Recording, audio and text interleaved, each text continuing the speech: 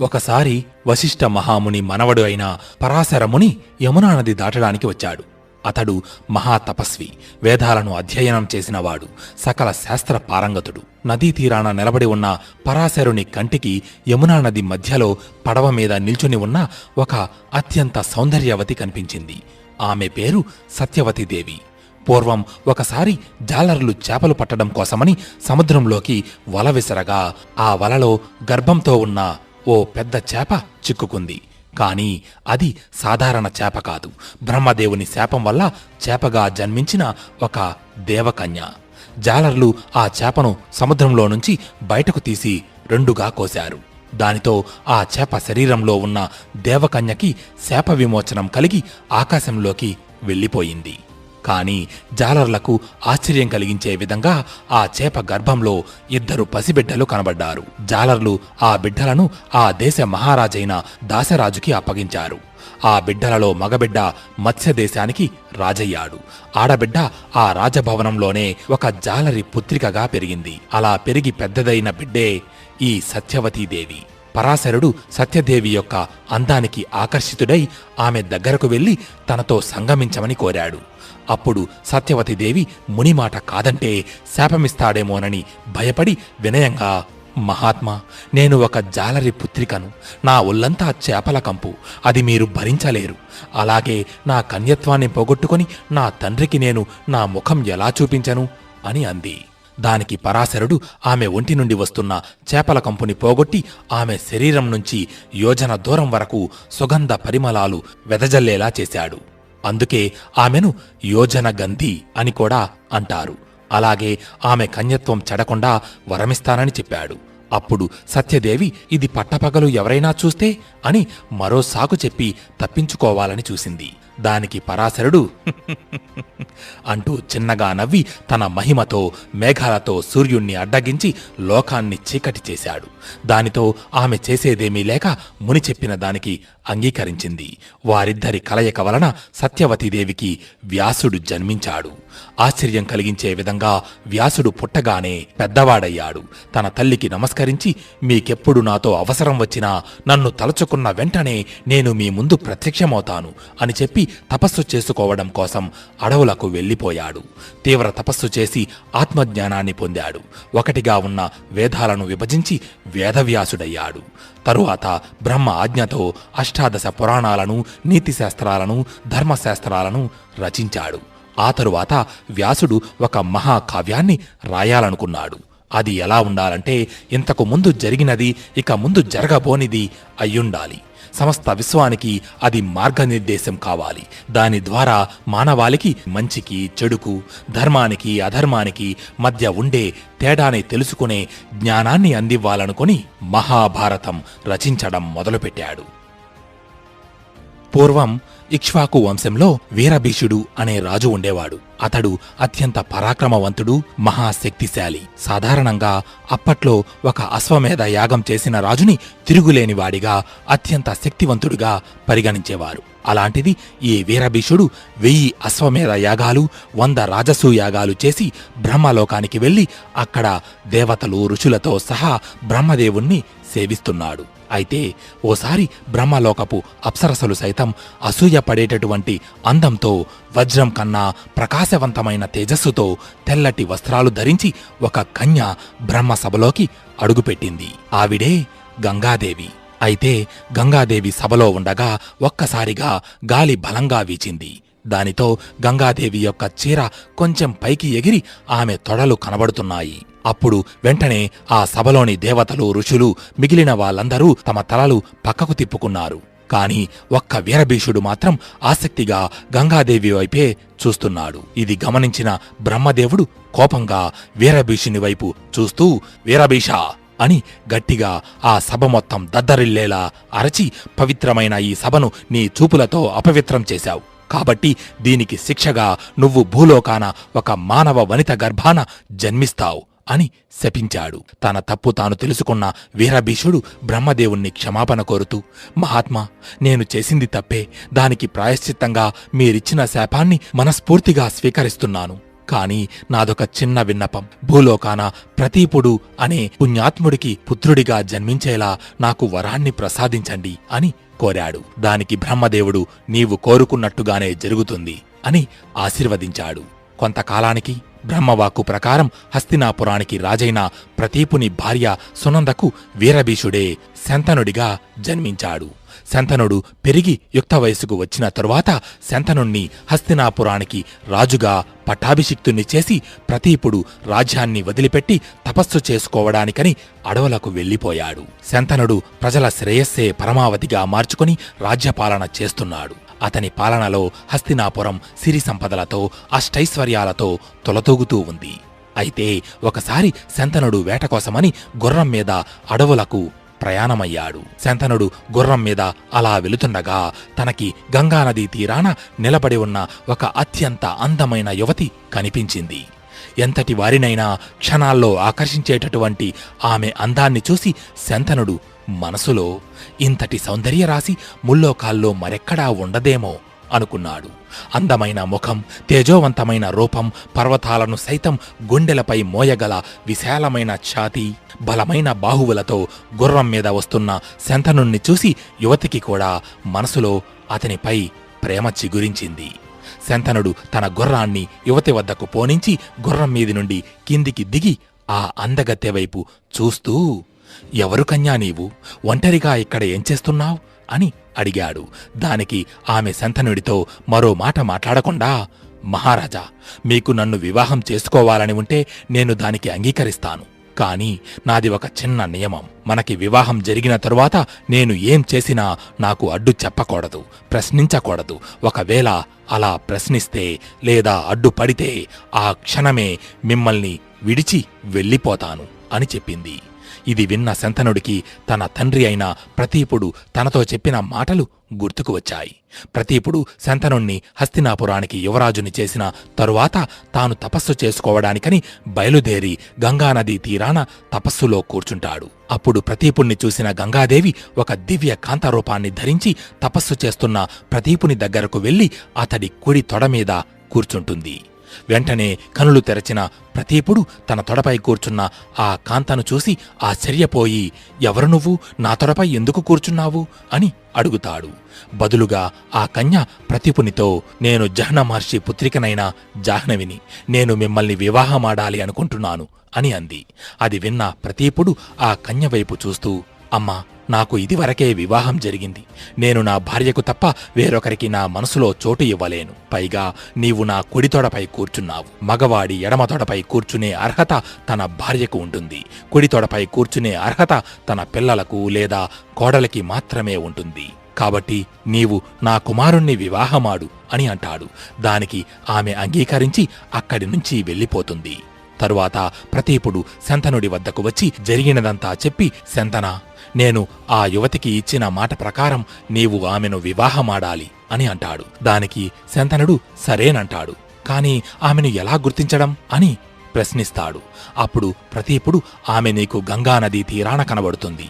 ఆమెను చూసిన వెంటనే నీకు తెలియకుండానే నీ మనసు ఆమె పట్ల ఆకర్షించబడుతుంది.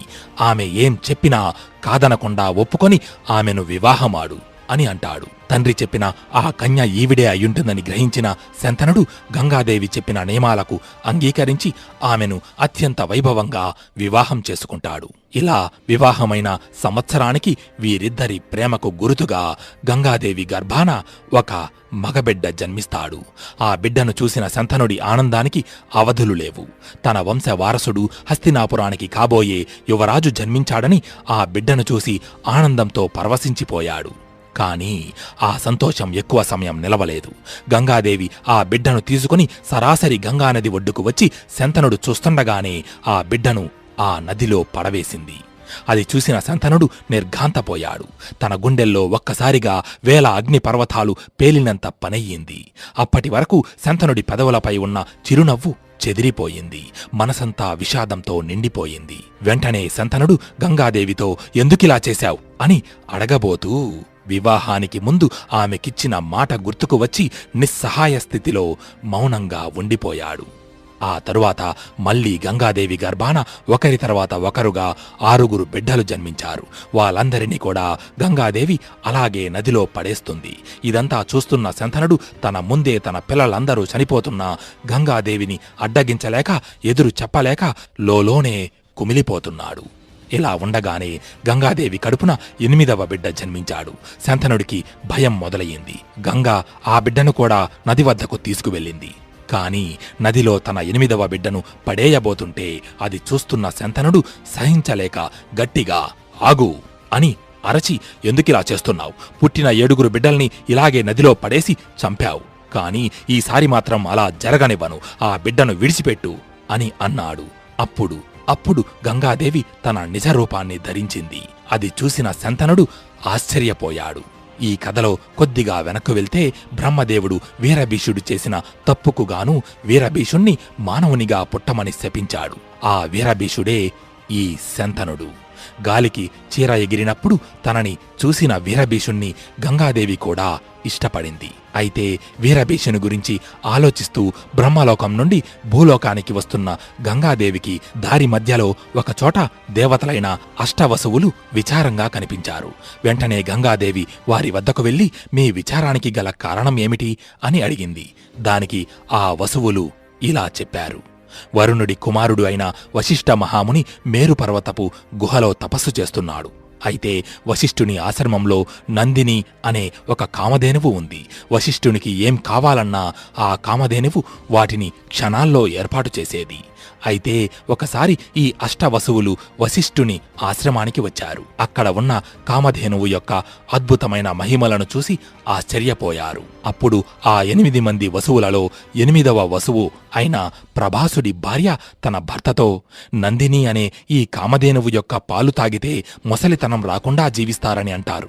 మరి దీని యొక్క యజమాని ఇంకెంత గొప్పవాడయ్యుండాలి. కాబట్టి ఈ కామధేనువు నా ప్రాణ స్నేహితురాలికి కానుకగా ఇవ్వాలి అని కోరిక కోరింది. దానికి మిగిలిన వసువులు కూడా వంత పలికారు. దాంతో ప్రభాసుడు ఆ కామధేనువును పట్టుకుని దొంగతనంగా తీసుకురాబోయాడు. అయితే ఈ విషయం తపస్సులో ఉన్న వశిష్ఠుడు తన దివ్య దృష్టితో కనిపెట్టాడు. వెంటనే వశిష్ఠ మహాముని అక్కడ ప్రత్యక్షమై అష్టవసువుల వైపు చూస్తూ కోపంతో, మీరు దేవతలయ్యుండి ఇతరుల సొమ్ముకు ఆశపడి నీచమైన దొంగతనానికి పాల్పడ్డారు. కాబట్టి మీరు మీ దైవత్వాన్ని కోల్పోయి భూమి మీద మానవులుగా పుడుతారు. ఇదే నా శాపం అని శపించాడు. వెంటనే ఆ అష్టవసువులు మునికాళ్ల మీద పడి, మహాత్మా, ఈ కామధేనువు యొక్క దివ్య మహిమలు చూసి మాలో దీనిని ఎలాగైనా సొంతం చేసుకోవాలి అన్న గర్వం పెరిగింది. అందుకనే మేము ఈ దుష్కార్యానికి పాల్పడ్డాము. మా తప్పును క్షమించి మా శాపాన్ని వెనక్కు తీసుకోండి అని వశిష్ఠుణ్ణి వేడుకున్నారు. దానితో ముని కోపం కొంచెం చల్లారి వసువుల వైపు చూస్తూ, మీలో 7 వసువులకు మానవునిగా పుట్టిన వెంటనే శాప విమోచనం కలుగుతుంది. కాని కామధేనువును దొంగతనంగా తీసుకువెళ్లడానికి ప్రయత్నించిన ఈ ప్రభాసుడు మాత్రం భూమి మీద సంతానహీనుడిగా తన పూర్తి జీవితాన్నే గడుపుతాడు అని అంటాడు. ఇలా వశిష్ఠుడు తమకు ఇచ్చిన శాపం గురించి వివరించి వసువులు గంగాదేవితో, అందువల్లనే మేము భూమి మీద జన్మించడానికి ఒక పుణ్యవతి గర్భం కోసం చూస్తున్నాం. ఇంతలో మీరు దర్శనమిచ్చారు. వీరభీషుడు భూమి మీద శంతనుడిగా జన్మిస్తాడు. మీరు ఆయనకు భార్యగా మారి మాకు జన్మనిచ్చి మేము పుట్టగానే మాకు శాప విమోచనం కలిగించండి అని ప్రార్థించారు. గంగాదేవి కోరిక కూడా అదే కాబట్టి వారి కోరికకు ఒప్పుకుంది. తన నిజరూపాన్ని చూసి ఆశ్చర్యపోయిన శంతనుడితో గంగాదేవి జరిగినదంతా చెప్పి, మనకు పుట్టిన ఈ బిడ్డలు సాధారణ మానవులు కాదు. వీరు దేవతలైన అష్టవసువులు. వశిష్ఠముని శాపం వలన వీరు మానవులుగా జన్మించారు. వారికి ఇచ్చిన మాట ప్రకారం 7 వసువుల్ని గంగలో వేసి వారికి శాప విమోచనం కలిగించాను. కాని ఈ 8వ బిడ్డను గంగలో వెయ్యబోతుంటే మీరు అడ్డుకున్నారు. మన వివాహానికి ముందు నాకు ఇచ్చిన మాటను మీరు అతిక్రమించారు. కాబట్టి నేను మిమ్మల్ని వదిలి వెళ్ళిపోతున్నాను. ఈ బిడ్డను కూడా నాతోనే తీసుకువెళ్తున్నాను. వీడిని అత్యంత పరాక్రమవంతుడిగా గొప్పవాడిగా తీర్చిదిద్ది తిరిగి మీకు అప్పగిస్తాను అని చెప్పి గంగాదేవి అక్కడి నుండి మాయమైపోయింది. శంతనుడు కూడా తిరిగి హస్తినాపురానికి వచ్చి రాజ్యాన్ని పరిపాలిస్తున్నాడు. ఇలా 17 సంవత్సరాలు గడిచింది. జరిగిన సంఘటనలను గుర్తుకు తెచ్చుకుంటూ శంతనుడు గంగానదీ తీరాన నిలబడి ఉన్నాడు. నదీ ప్రవాహాన్నే చూస్తున్న శంతనుడి కంటికి ఒక్కసారిగా గంగా ప్రవాహం ఆగిపోయినట్టు కనిపించింది. అది చూసిన శంతనుడు ఆశ్చర్యంతో ఆ నదిని అనుసరిస్తూ పరిగెడుతున్నాడు. ఇలా నది వెంట వెళుతున్న శంతనుడికి ఒకచోట ఆకాశం నుండి గుంపులుగా బాణాలు వచ్చి నదిలోకి వెళ్లి నదికి అడ్డుకట్టగా మారి గంగా ప్రవాహాన్ని అడ్డగించడం గమనించాడు. ఆ బాణాలు వేస్తోంది ఎవరా అని శంతనుడు తన తల పక్కకి తిప్పి చూడగా అక్కడ ఓ 17 సంవత్సరాల యువకుడు ధనుర్బాణాలు చేతధరించి నిలబడి ఉన్నాడు. శంతనుడు వెంటనే ఆ యువకుడి వద్దకు వెళ్లి అతని వైపు చూస్తూ, నీ అద్భుత ధనుర్విద్యను చూసి నా మనసు పరవశించిపోతోంది పుత్రా, ఎవరివి నీవు, నీ తల్లిదండ్రులు ఎవరు అని అడిగాడు. అప్పుడు ఆ యువకుని వెనుక నుంచి గంగాదేవి ముందుకు వచ్చి, ఇతడు తన తండ్రిని ఒక క్షత్రియుడు చంపాడన్న కోపంతో 21 సార్లు భూమండలమంతా తిరిగి కనిపించిన క్షత్రియులందరినీ తన గొడ్డలి పదునికి బలి ఇచ్చిన పరశురాముడి శిష్యుడు, సాక్షాత్తు దేవదానవ గురువులైన బృహస్పతి శుక్రాచార్యుల వద్ద శాస్త్రాలను అధ్యయనం చేసినవాడు, వేదాంగాలలో పండితుడు, మీ పుత్రుడు దేవవ్రతుడు అని చెప్పింది. చాలా కాలం తరువాత తన పుత్రుడిని చూడటంతో శంతనుడి ఆనందానికి అవధులు లేవు. పుత్రా, ఇన్నాళ్లుగా నేను ఈ హస్తినాపుర సింహాసనం నీకోసమే ఎదురుచూస్తున్నాం అంటూ దేవవ్రతుణ్ణి గట్టిగా కౌగిలించుకున్నాడు. పక్కనే ఉన్న గంగాదేవి శంతనుడి వైపు చూస్తూ, ఇక నాకు సెలవు ఇవ్వండి ప్రభు అంటూ అక్కడి నుండి మాయమయ్యింది. తరువాత శంతనుడు దేవవ్రతుణ్ణి హస్తినాపురానికి తీసుకువెళ్లి అత్యంత వైభవంగా హస్తినాపుర రాజ్యానికి యువరాజుగా పట్టాభిషేకం చేశాడు. దేవవ్రతుడిని హస్తినాపుర యువరాజుగా పట్టాభిషేకం చేసిన తరువాత ఒకసారి శంతనుడు రాజ్యంలో విహరిస్తూ యమునా నది వద్దకు వచ్చాడు. అయితే ఆ ప్రదేశమంతా అద్భుత సుగంధ పరిమళాలతో నిండి ఉంది. ఈ పరిమళాలు ఎక్కడి నుంచి వస్తున్నాయి అని శంతనుడు చుట్టూ చూడసాగాడు. తన కంటికి యమునా నదిలో పడవ నడుపుతూ ఒడ్డుకు వస్తున్న ఓ యువతి కనిపించింది. ఆవిడే సత్యవతీదేవి. శంతనుడు ఆ యువతి యొక్క అందానికి మరియు ఆమె నుండి వస్తున్న అద్భుత పరిమళాలను చూసి పరవశించిపోయాడు. వెంటనే ఆ యువతి వద్దకు వెళ్లి, సుందరి, ఎవరు నీవు, ఇలా ఇక్కడ పడవ ఎందుకు నడుపుతున్నావు అని ఆశ్చర్యంగా అడిగాడు. సమాధానంగా ఆ యువతి, నేను దాసరాజు పుత్రికనైన సత్యవతిని, మా తండ్రిగారి ఆజ్ఞ మేరకు పడవ నడుపుతున్నాను అని చెప్పింది. ఆ యువతి యొక్క అద్భుత సౌందర్యానికి మైమరిచిపోయిన శంతనుడు ఆమెను వివాహం చేసుకోవాలనుకున్నాడు. వెంటనే శంతనుడు ఆ యువతి తండ్రి అయిన దాసరాజు దగ్గరకు వెళ్లి ఆయనతో, దాసరాజా, నేను హస్తినాపుర మహారాజైన శంతనుడిని. యమునా నదిలో పడవ నడుపుతున్న మీ కుమార్తెను చూసి తొలిచూపులోనే ప్రేమించాను. మీరు అంగీకరిస్తే మీ కుమార్తెను వివాహమాడి హస్తినాపురానికి మహారాణిగా చేస్తాను అని చెప్పాడు. అది విన్న దాసరాజు శంతనుడి వైపు చూస్తూ, మహారాజా, మీ అంతటి వారే వచ్చి మా కుమార్తెను వివాహం చేసుకుంటానంటే అంతకంటే అదృష్టం మాకు మరేముంటుంది? కాని నాది ఒక విన్నపం. మీకు మా పుత్రికకు వివాహం జరిగిన తరువాత ఆమె గర్భాన జన్మించిన పుత్రులే హస్తినాపుర సింహాసనానికి వారసులుగా రాజ్యాధికారం చేపడతారని నాకు వాగ్దానం చెయ్యండి అని కోరాడు. అది విన్న శంతనుడు, హస్తినాపుర సింహాసనానికి వారసుడు నా జ్యేష్ఠ కుమారుడు, సద్గుణ సంపన్నుడు అయిన గంగాపుత్రుడు దేవవ్రతుడు. అతడికి తప్ప నేను మరొకరికి రాజ్యాధికారాన్ని ఇవ్వలేను. ఇది కాకుండా మీకు మరేమైనా కోరిక ఉంటే కోరుకోండి అని అన్నాడు. అప్పుడు దాసరాజు, మహారాజా, నా పుత్రిక సత్యవతి మిమ్మల్ని వివాహం చేసుకుంటే అప్పుడు నా కుమార్తె మీ ప్రథమ పుత్రుడికి సవతి తల్లి అవుతుంది.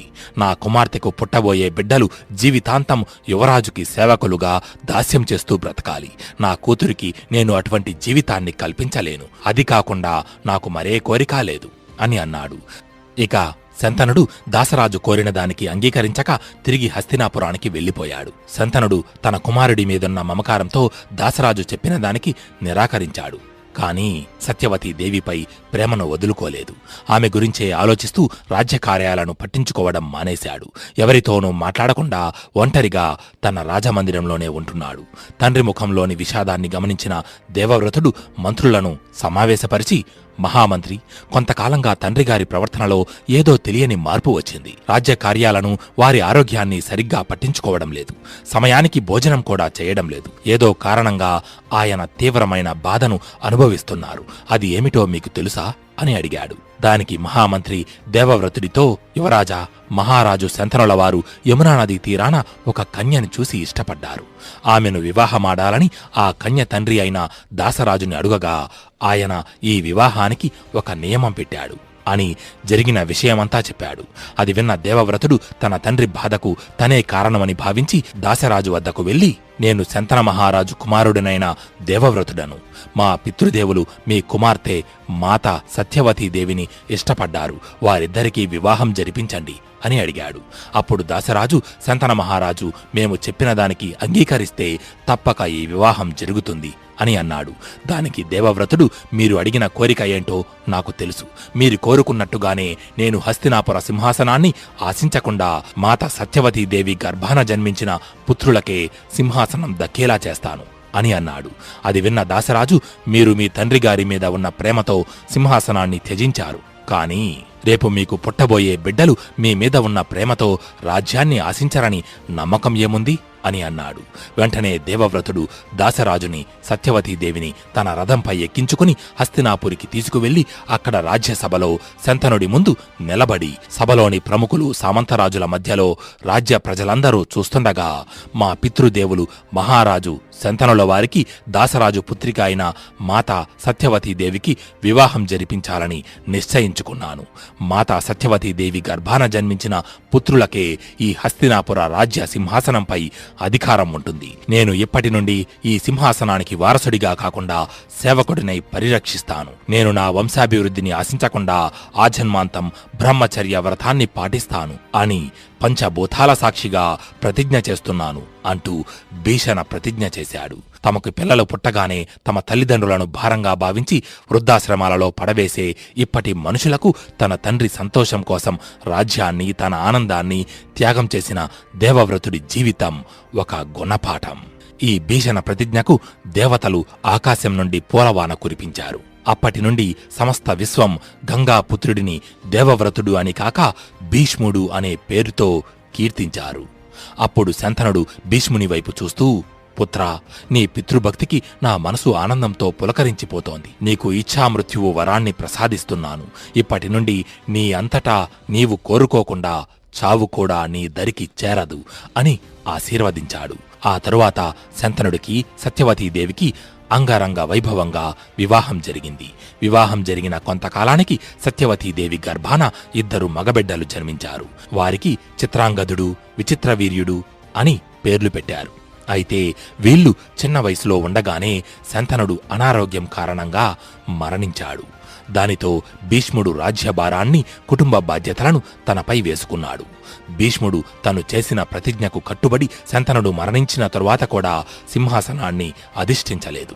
భీష్ముడు ఎప్పుడూ సత్యవతీదేవిని తన సవతి తల్లిగా, చిత్రాంగదుడు, విచిత్రవీర్యులను తన సవతి తల్లి బిడ్డలుగా భావించలేదు. తన తమ్ముళ్లకు తనే తండ్రిలా మారి వారిని పెంచి పెద్ద చేశాడు. చిత్రాంగదుడు, విచిత్రవీర్యుడు యుక్త వయసుకు వచ్చిన తరువాత భీష్ముడు వారిద్దరిలో పెద్దవాడైన చిత్రాంగదుడికి హస్తినాపుర యువరాజుగా పట్టాభిషేకం చేశాడు. కాని చిత్రాంగదుడు అహంకారి.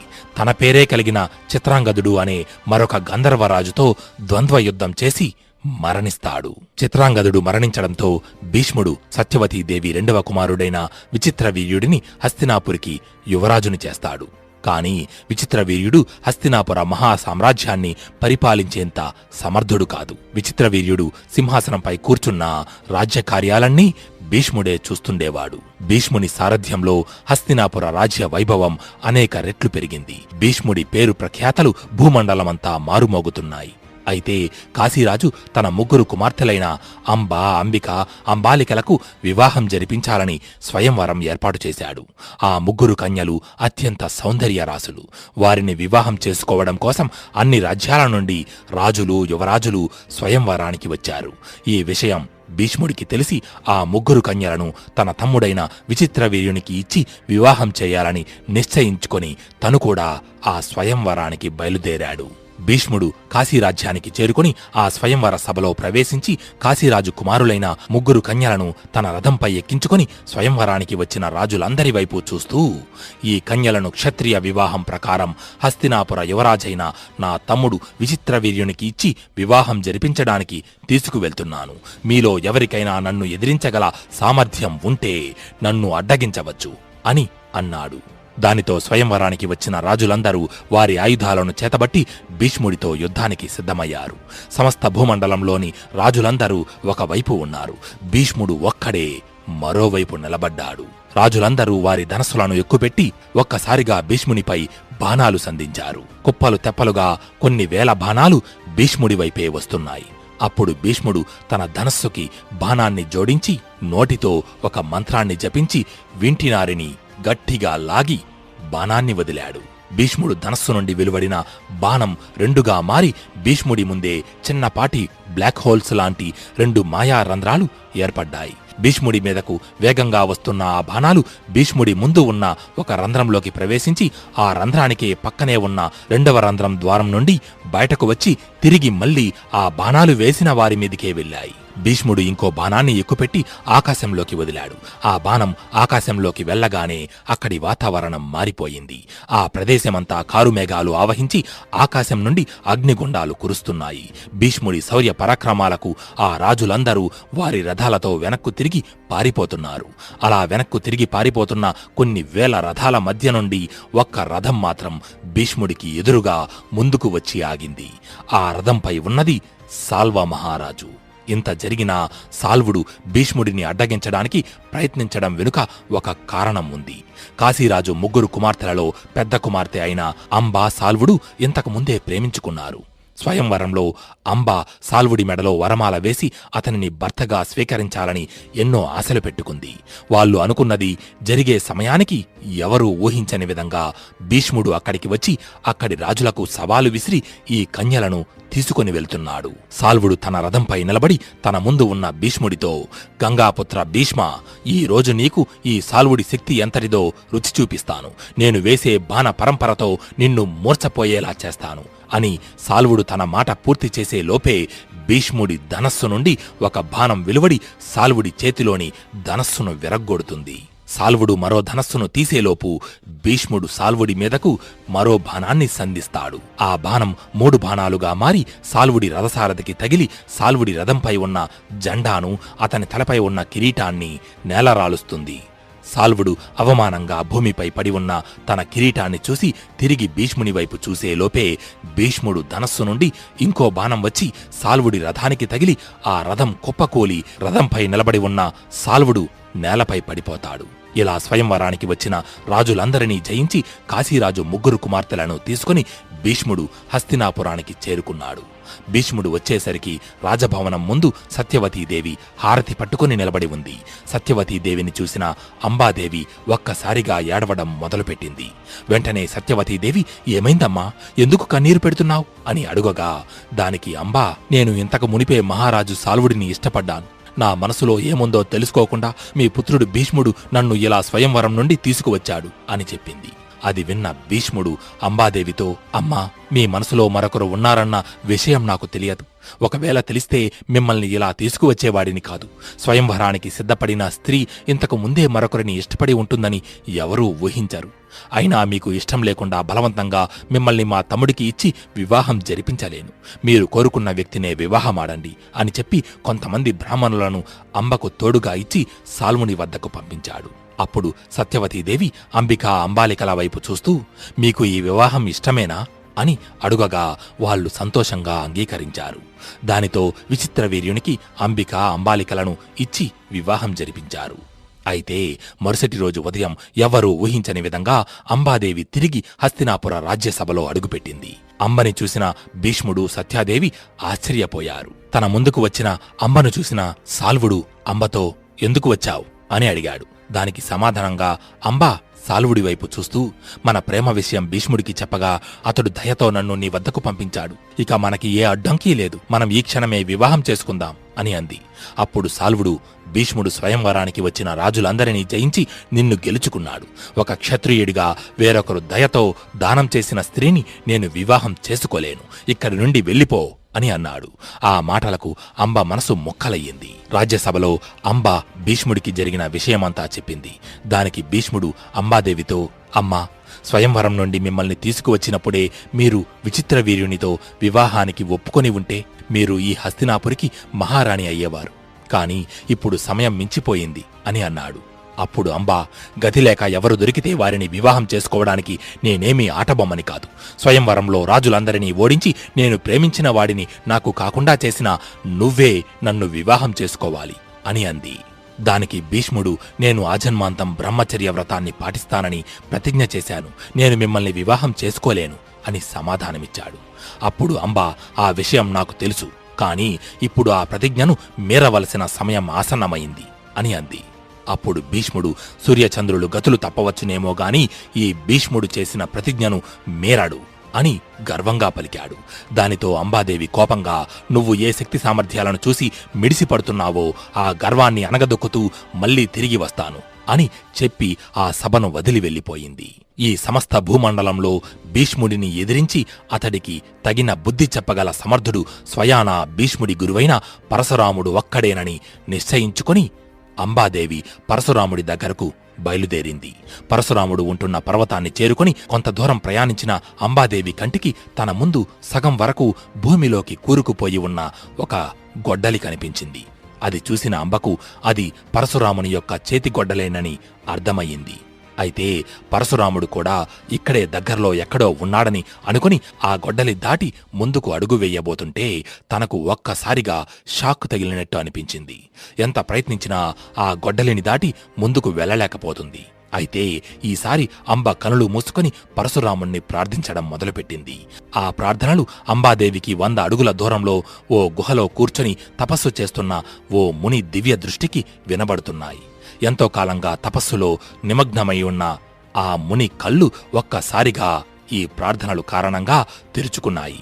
చీకటి గుహలో ఆ ముని యొక్క ఎర్రటి కనులు వేటాడడానికి సిద్ధమైన సింహపు చూపులను తలపిస్తున్నాయి.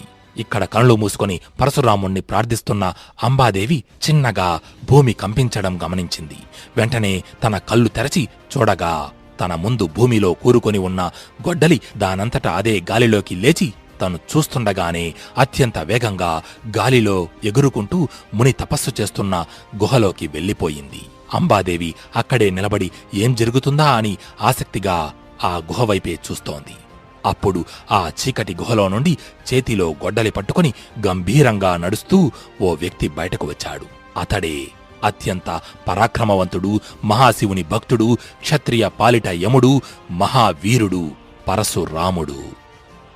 పర్వతాలను సైతం గుండెలపై మోయగల విశాలమైన ఛాతీ, బండరాలను కూడా సునాయాసంగా పిండి చేయగల బాహువులు, వజ్రం లాంటి శరీరంతో గొడ్డలి పట్టుకొని గుహలో నుండి బయటకు వచ్చిన పరశురాముణ్ణి చూసిన అంబాదేవి తన మనసులో ఈ సమస్త భూమండలంలో భీష్ముడి అహం అణచి అతనికి బుద్ధి చెప్పగల సమర్థుడు ఇతడొక్కడే అని అనుకొని పరిగెత్తుకుంటూ పరశురాముడి దగ్గరకు వెళ్లి, నాకు న్యాయం చెయ్యండి ప్రభూ అంటూ ఏడ్చింది.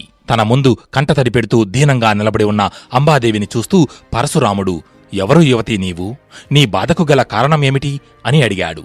దానికి అంబాదేవి, ఒక పురుషుడు నన్ను స్వయంవరం నుండి బలవంతంగా తీసుకువెళ్లి ఇప్పుడు నన్ను వివాహం చేసుకోవడానికి నిరాకరిస్తున్నాడు. మీరే అతనికి తగిన బుద్ధి చెప్పి నాకు న్యాయం జరిగేలా చెయ్యాలి అంటూ వేడుకొంది. అప్పుడు పరశురాముడు, నీకు తప్పక న్యాయం జరుగుతుంది. ఈ దుష్కార్యానికి పాల్పడిన దుష్టుడు ఎవరు అని అడిగాడు. దానికి అంబాదేవి, అతడు మరెవరో కాదు, మీ ప్రియ శిష్యుడు గంగాపుత్రుడు భీష్ముడు అని చెప్పింది. అది విన్న పరశురాముడు, ఏంటి భీష్ముడా? అసత్యం! భీష్ముడు ఎన్నటికీ ఇటువంటి అధర్మ కార్యానికి పాల్పడడు అంటూ మౌనంగా ఉండిపోయాడు. అప్పుడు అంబాదేవి జరిగినదంతా పరశురాముడికి వివరించింది. అదంతా విన్న పరశురాముడు అంబాదేవి వైపు చూస్తూ, నీకు ఈ దుస్థితి రావడానికి కారణం ఇద్దరు వ్యక్తులు. ఒకరు మహారాజు సాల్వుడు, మరొకరు భీష్ముడు. వీరిద్దరిలో ఎవరిని శిక్షించమంటావు అని అడిగాడు. దానికి అంబాదేవి, సాల్వుడిని దండించినా అతడు ఇక నన్ను వివాహం చేసుకోవడానికి ఒప్పుకోడు.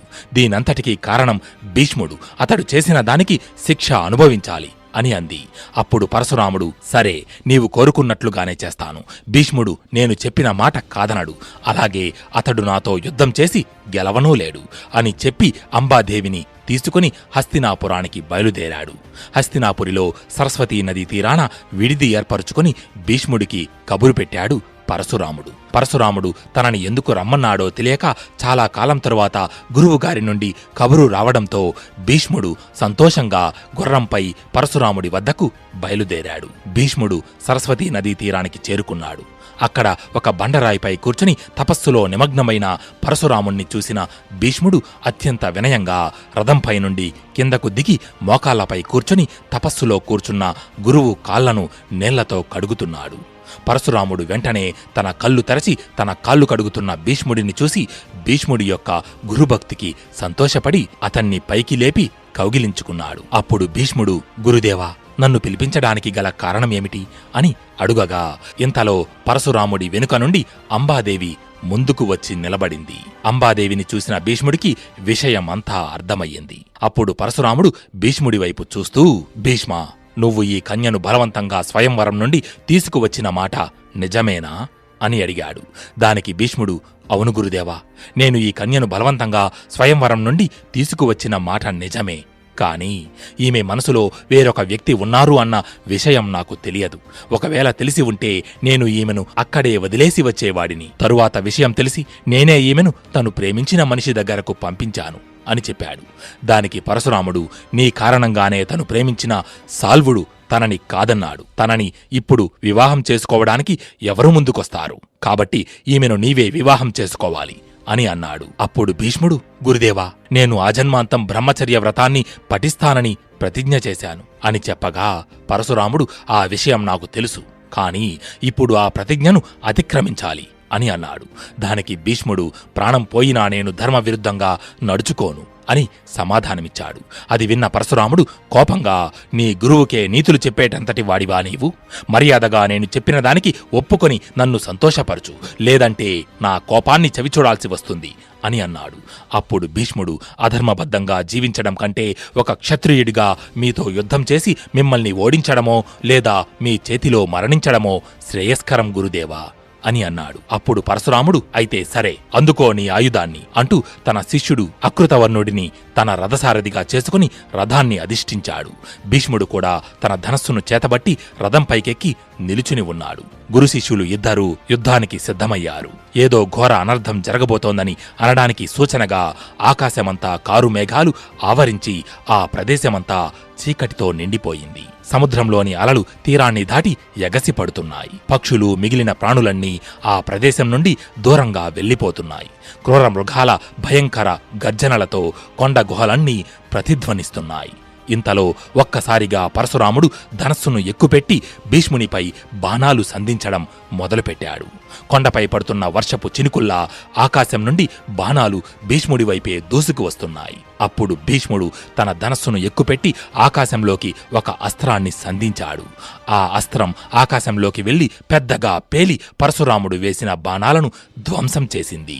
వారిద్దరి మధ్య యుద్ధం అత్యంత ఘోరంగా సాగుతోంది. కత్తి, గద, గొడ్డలి, బల్లెం ఇలా వారు యుద్ధంలో ఉపయోగించని ఆయుధం లేదు, ప్రయోగించని శస్త్రం లేదు. పరశురాముడి శరీరానికి వృద్ధాప్యం రావచ్చు, కాని ఆయన శక్తి మాత్రం అణువంతైనా తగ్గలేదు.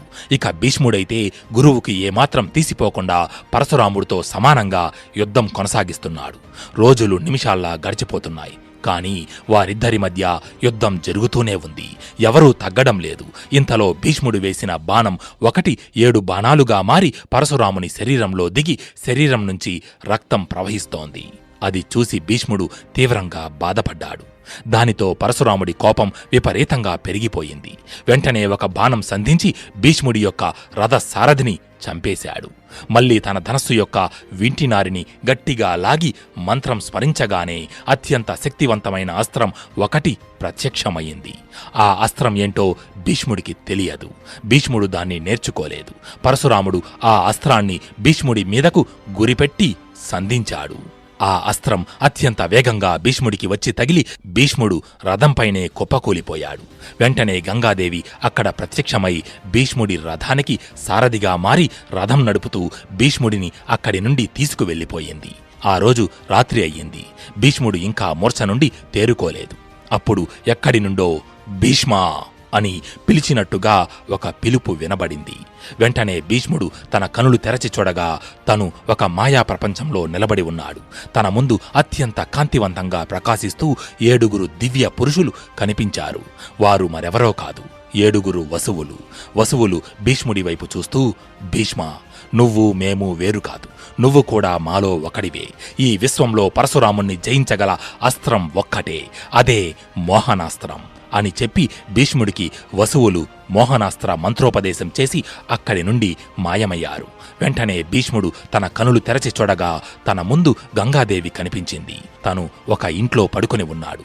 వెంటనే భీష్ముడు పైకి లేచి కలలో తనకు వసువులు ప్రసాదించిన మోహనాస్త్రం ప్రయోగించడం, ఉపసంహరించడం నేర్చుకున్నాడు. మరునాడు ఉదయం గంగాదేవిని సారథిగా చేసుకుని భీష్ముడు తన రథంపై మళ్లీ పరశురామునితో యుద్ధానికి బయలుదేరాడు. రథంపై భీష్ముని చూసిన పరశురాముడు, నిన్న సగం చచ్చి వెళ్ళావు, ఈరోజు పూర్తిగా నీ మదం అనుస్తాను అని చెప్పి భీష్మునిపై బాణాల వర్షం కురిపించాడు. భీష్ముడు ఆ బాణాలను గాలిలోనే తిప్పికొట్టి శక్తి అస్త్రాన్ని స్మరించి పరశురాముడి గుండెలపై గురిపెట్టి వదిలాడు. ఆ అస్త్రం ధాటికి పరశురాముడు రథంపై మూర్ఛపోయి పడిపోయాడు. అప్పుడు పరశురాముడి రథసారథి తనకు స్పృహ కల్పించాడు. స్పృహలోకి వచ్చిన పరశురాముడు రెట్టించిన కోపంతో ఇక ఉపేక్షించి లాభం లేదు అనుకుని భీష్ముడి వైపు చూస్తూ గట్టిగా, భీష్మా, నేను ఇప్పుడు ప్రయోగించే అస్త్రాన్ని మరే అస్త్రం అడ్డుకోలేదు. ఇది ఇంద్రుని చేతిలో వజ్రాయుధంతో సమానమైనది. దీని ముందు ఎంతటి వారైనా తల వంచక తప్పదు అని చెప్పి భీష్మునిపై బ్రహ్మాస్త్రాన్ని ప్రయోగించాడు. దానితో భీష్ముడు కూడా పరశురాముడిపై బ్రహ్మాస్త్రాన్ని ప్రయోగించాడు. బ్రహ్మాస్త్రాలు ఇప్పటి కాలపు అణుబాంబుల్లాంటివి. వాటిని అంత తేలికగా యుద్ధంలో ప్రయోగించరు.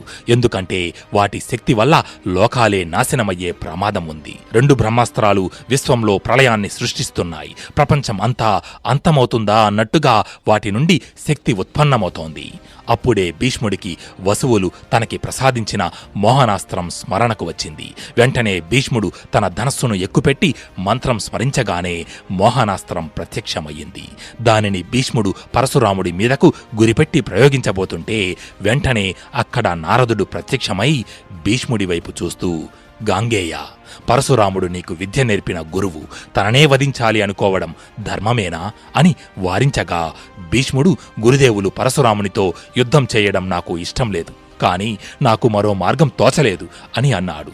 ఇంతలో వసువులు కూడా అక్కడ ప్రత్యక్షమై పరశురాముడిపై మోహనాస్త్రాన్ని ప్రయోగించడం మంచిది కాదని చెప్పారు. అప్పుడు నారదుడు పరశురాముడి దగ్గరకు వెళ్లి, ప్రభూ, భీష్ముని వద్ద మోహనాస్త్రం ఉంది, కాని మీ మీద గౌరవంతో దానిని ప్రయోగించడం లేదు. ఈ 2 బ్రహ్మాస్త్రాల శక్తి వలన ప్రపంచం అంతమయ్యేలా ఉంది. మీ బ్రహ్మాస్త్రాన్ని వెనక్కు తీసుకోండి అని అన్నాడు. దానితో ఇద్దరూ వారి బ్రహ్మాస్త్రాలను ఉపసంహరించుకున్నారు. భీష్మ పరశురాముల మధ్య 22 రోజుల పాటు జరిగిన యుద్ధం అక్కడితో ముగిసింది. అప్పుడు భీష్ముడు పరశురాముడి దగ్గరకు వెళ్లి గురువు పాదాలకు నమస్కరించాడు. పరశురాముడు భీష్ముణ్ణి తన చేతులతో పైకి లేపి, నీ అద్భుత పరాక్రమాన్ని చూసి నాకు ఎంతో సంతోషంగా ఉంది కుమారా. ఈ పరశురాముణ్ణే ఓడించే గురువును మించిన శిష్యుడవని నిరూపించుకున్నావు అంటూ భీష్ముడిని మనస్ఫూర్తిగా ఆశీర్వదించి అంబాదేవి దగ్గరకు వెళ్లి, నా సాయశక్తులా ప్రయత్నించాను, ధర్మం భీష్ముడి వైపే ఉంది, అందుకే తను నన్ను ఎదిరించి జయించాడు ఇక నీ సమస్యను నువ్వే పరిష్కరించుకోవాలి అని చెప్పి పరశురాముడు అక్కడి నుండి వెళ్ళిపోయాడు. అప్పుడు అంబాదేవి భీష్ముడి దగ్గరకు వచ్చి అతని వైపు చూస్తూ, నీ శక్తి సామర్థ్యాలను చూసి మిడిసిపడకు. నువ్వు ఏ సింహాసనం కోసమైతే నా జీవితాన్ని నాశనం చేశావో అదే సింహాసనం నీకు ముళ్ళ కిరీటంలా మారి నీ జీవితాంతం నీకు మనశ్శాంతి లేకుండా నిన్ను చిత్రవద చేస్తుంది. నీ తండ్రి ఇచ్చిన వరమే నీకు శాపంగా మారి నువ్వు మరణం కోసం ఎదురుచూస్తున్న సమయంలో మృత్యుదేవతలా నీ ముందు ప్రత్యక్షమవుతాను అని చెప్పి అక్కడి నుండి వెళ్ళిపోయింది. భీష్ముని జీవితం మనకు ఒక అద్భుత సత్యాన్ని తెలియజేస్తుంది. భీష్ముడు తన జీవితం మొత్తం ధర్మాన్నే ఆశ్రయించాడు.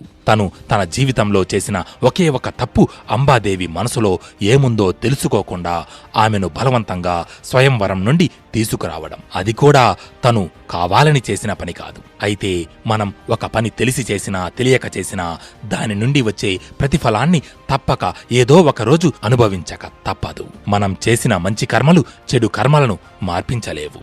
మనం 100 పుణ్యకార్యాలు చేసి ఒక్క చెడు కర్మను తలపెట్టినా ఆ చెడు కర్మ యొక్క ఫలితాన్ని తప్పక అనుభవిస్తాం. ఉదాహరణకి మనం 10 రోజుల పాటు కష్టపడి ఒక అద్భుతమైన పడవను తయారు చేసి చివరకు ఆ పడవకు ఓ చిన్న రంధ్రం పెడితే ఎలా అయితే ఆ పడవ నీటిలో మునిగిపోతుందో అలాగే మనం చేసిన ఒక్క చెడు కర్మ మనల్ని నిలువునా ముంచేస్తుంది. భీష్ముడు తన జీవితాంతం ధర్మం వైపు నిలబడినా తను చేసిన ఆ ఒక్క తప్పు వల్ల ఒక ఆడపిల్ల జీవితం నాశనమయ్యింది.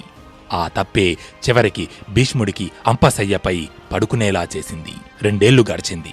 విచిత్ర వీర్యుడు రాజకార్యాలను విస్మరించి విపరీతంగా తన భార్యలతో కామభోగాలలో మునిగి తేలుతూ చివరకు క్షయవ్యాధి కారణంగా మరణించాడు. దానితో రాజ్యమంతా అంధకారం అలుముకుంది. విచిత్ర వీర్యునికి సంతానం లేని కారణంగా హస్తినాపుర సింహాసనానికి వారసులు లేకుండా పోయారు.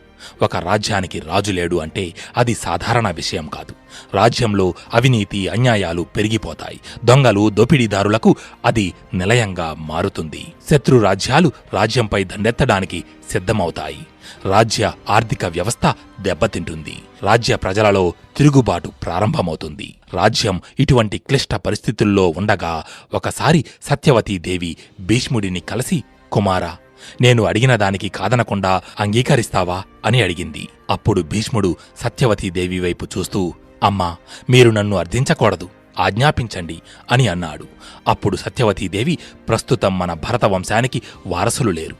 రాజులేక రాజ్యం తల్లడిల్లుతోంది. మా తండ్రిగారు స్వార్థంతో నీకు దక్కవలసిన సింహాసనంపై నా పుత్రులను కూర్చోబెట్టారు. అందువల్లనే ఈరోజు రాజ్యానికి ఈ దుస్థితి సంభవించింది. నీ ఒక్కడివే ఈ హస్తినాపుర మహాసామ్రాజ్యాన్ని పరిపాలించగల సమర్థుడవి. ఆలస్యం చెయ్యకుండా ఈ సింహాసనాన్ని అధిష్ఠించు. వివాహం చేసుకుని వంశాభివృద్ధి గావించు. ఈ రాజ్యానికి వారసులను ప్రసాదించు అని కోరింది.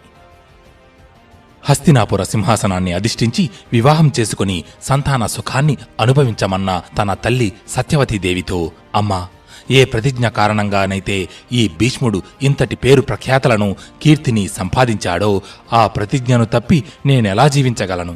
వ్రతభంగం కారణంగా పాపం చుట్టుకొని నాకు ముక్తి అనేదే లభించదు. సమస్త లోకానికి వెలుగును ప్రసాదించే సూర్యభగవానుడు తన తేజస్సును కోల్పోయినా, భగభగమండే అగ్నిహోత్రుడు తన వేడిని విడిచిపెట్టినా ఈ భీష్ముడు తను చేసిన ప్రతిజ్ఞను మీరడు. కాని ప్రస్తుతం మన ముందు ఉన్న ఈ సమస్యకు నా దగ్గర ఓ పరిష్కారం ఉంది అన్నాడు భీష్ముడు. అది విన్న సత్యవతీదేవి వెంటనే ఆసక్తిగా, ఏమిటా పరిష్కారం అని అడిగింది. దానికి భీష్ముడు 2 నిమిషాలు మౌనంగా ఉండి తరువాత, అదే దేవరన్యాయము అని అన్నాడు. అది విన్న సత్యవతీదేవి, ఏంటి దేవరన్యాయమా అని అడిగింది. అప్పుడు భీష్ముడు సత్యవతీదేవి వైపు చూస్తూ, అవును, తన తండ్రిని ఒక క్షత్రియుడు చంపాడన్న కారణంగా మొత్తం క్షత్రియ వంశాన్నే నాశనం చేయాలనుకుని పరశురామ ప్రభువు తన గండ్ర గొడ్డలిని చేతబట్టి 21 సార్లు భూమండలమంతా చుట్టి కనిపించిన క్షత్రియులందరినీ నరికి చంపేశాడు. ఆఖరికి తల్లి గర్భంలో ఉన్న శిశువుతో సహా. అప్పుడు రాజులు లేక రాజ్యాలన్నీ అల్లకల్లోలంగా మారాయి. భూమండలమంతా అన్యాయాలు అక్రమాలతో నిండిపోయింది. అప్పుడు రాకుమార్తెలందరూ దేవరన్యాయం చేత వారసులని కని వంశాభివృద్ధి గావించి రాజ్యాలను రక్షించుకున్నారు. దేవరన్యాయం అంటే తప్పనిసరి పరిస్థితులలో రాజు సంతానహీనుడు అవ్వడం చేతగాని లేదా వారసులను కనకుండా మరణించినట్లయితే ఆ రాజు భార్య ఒక వేద పండితుడు, మనసులో అనువంతైన కామభాగాలపై ఆసక్తి లేనివాడు, సద్గుణ సంపన్నుడు, ఆజన్మ బ్రహ్మచారి అయిన ఒక బ్రాహ్మణుడితో లేదా ఒక మునితో లోక కళ్యాణం కోసం సంగమించి పిల్లల్ని కనడం. ఇది ధర్మబద్ధమైనది, ఋషుల చేత మునుల చేత అంగీకరించబడినది. ఒకసారి పండితులను, రాజా పురోహితులను సంప్రదించి నిర్ణయం తీసుకోండి మాతా అని చెప్పాడు. మహాభారతంలో ఈ ఘట్టం అత్యంత క్లిష్టమైనది. వారసులు లేకపోతే రాజ్యం యొక్క స్థితిగతులు ఎలా ఉంటాయో మనం ఇంతకు ముందు భాగంలో తెలుసుకున్నాం. కాబట్టి తప్పనిసరి పరిస్థితులలో రాజ్య శ్రేయస్సు కోసం తీసుకున్న ఒక నిర్ణయం తప్పితే ఇందులో మనం తప్పులు ఎంచకూడదు. అలాగే ఇటువంటి ఆచారాలు ఇప్పటి కాలంలో పాటించడం పూర్తిగా నిషేధం. ఎందుకంటే అంతటి మహానుభావులు, పుణ్యచరితులు నేటి సమాజంలో లేరు. అందుకనే ఈ ఆచారం కలియుగ ఆరంభంలోనే తుడిచిపెట్టుకుపోయింది. అది విన్న సత్యవతీదేవి కొంతసేపు ఆలోచనలో పడింది. తరువాత భీష్ముని వైపు చూస్తూ, కుమారా, నాకు మీ తండ్రిగారైన శంతన మహారాజుతో వివాహం జరగడానికి ముందు ప్రతీప మహర్షి ద్వారా నా కన్యత్వం చెడకుండా ఒక పుత్రుడు జన్మించాడు. అతడే వ్యాసుడు. వ్యాసుడు మహాతపస్వి, ఆజన్మ బ్రహ్మచారి. వ్యాసుని కారణంగా మన వంశం వృద్ధి చెందుతుంది అని చెప్పగా భీష్ముడు కూడా దానికి అంగీకరించాడు. ఆ మరుసటి రోజు పండితులతో, బ్రాహ్మణులతో, రాజా పురోహితులతో చర్చించి సత్యవతీదేవి వ్యాసుణ్ణి స్మరించింది. వెంటనే అక్కడ పొడవాటి శరీరంతో, కపిల జడలతో, అపారమైన తేజస్సుతో వ్యాసుడు ప్రత్యక్షమై సత్యవతీదేవికి నమస్కరించాడు. చాలా కాలం తరువాత కొడుకుని చూడడంతో సత్యవతీదేవి ఎంతో సంతోషపడింది. తరువాత సత్యవతీదేవి వ్యాసుని వైపు చూస్తూ, కుమారా, ఈ మహా సామ్రాజ్యాన్ని పరిపాలించవలసిన భీష్ముడు తను చేసిన భీషణ ప్రతిజ్ఞ కారణంగా సింహాసనానికి దూరమయ్యాడు. నాకు వేరొక పుత్రుడు లేనందువలన రాజ్యానికి వారసులు లేరు. నువ్వు ధర్మబద్ధమైన దేవర న్యాయము ప్రకారంగా నీ తమ్ముడి భార్యలకు పుత్రులను ప్రసాదించు అని కోరింది. దానికి వ్యాసుడు, నీవు చెప్పినట్లే చేస్తాను అమ్మా అని అన్నాడు. ఆ రోజు రాత్రి సత్యవతీదేవి తన పెద్ద కోడలు అయిన అంబికను వ్యాసుని వద్దకు పంపింది. అపారమైన తేజస్సుతో వెలిగిపోతున్న వ్యాస భగవానుణ్ణి చూడలేక అంబిక తన కనులు మూసుకుంది. వారిద్దరి కలయిక వలన అంబికకు అత్యంత బలవంతుడు, మహాశక్తిశాలి అయిన ధృతరాష్ట్రుడు జన్మించాడు. కాని సంగమ సమయంలో అంబిక తన కనులు మూసుకొని ఉండడం వలన ధృతరాష్ట్రుడు పుట్టు గుడ్డివాడిగా జన్మించాడు. ఆ తరువాత అంబాలిక వ్యాసుని వద్దకు వచ్చింది. పొడవాటి శరీరంతో, కపిల జడలతో అత్యంత కాంతివంతంగా ప్రకాశిస్తున్న వ్యాసుణ్ణి చూసి అంబాలిక తెల్లగా పాలిపోయింది.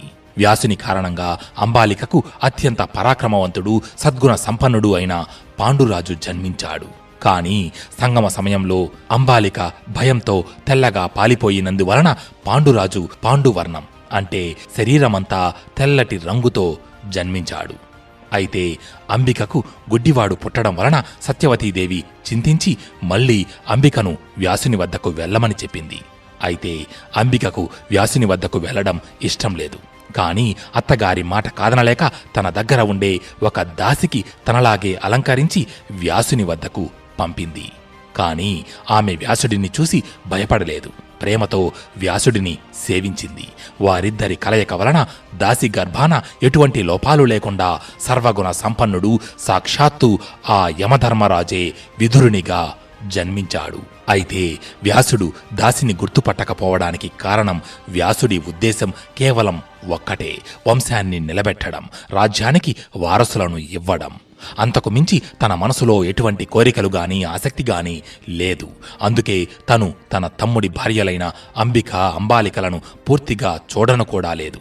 కాబట్టి వ్యాసుని యొక్క స్వచ్ఛమైన మనసుకు, గొప్ప వ్యక్తిత్వానికి ఇదే నిదర్శనం. ఇక దాసి గర్భాన యమధర్మరాజు జన్మించడానికి ఒక ముఖ్యమైన కారణం ఉంది. పూర్వం మాండవ్యుడు అనే మహాతపస్వి ఉండేవాడు. ఆయన ఊరి చివర ఒక ఆశ్రమం నిర్మించుకుని అందులో తపస్సు చేసుకుంటున్నాడు. అయితే ఒకసారి కొంతమంది దొంగలు రాజభవనంలోని నగలు, ధనం దొంగతనం చేసి పరిగెత్తుకుంటూ వచ్చి మాండవ్యుని ఆశ్రమంలో దాక్కున్నారు.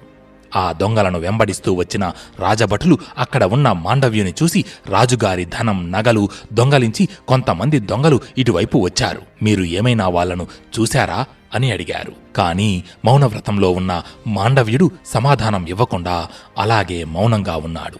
దానితో భటులు మాండవ్యుని ఆశ్రమంలోకి ప్రవేశించి దొంగలను పట్టుకున్నారు.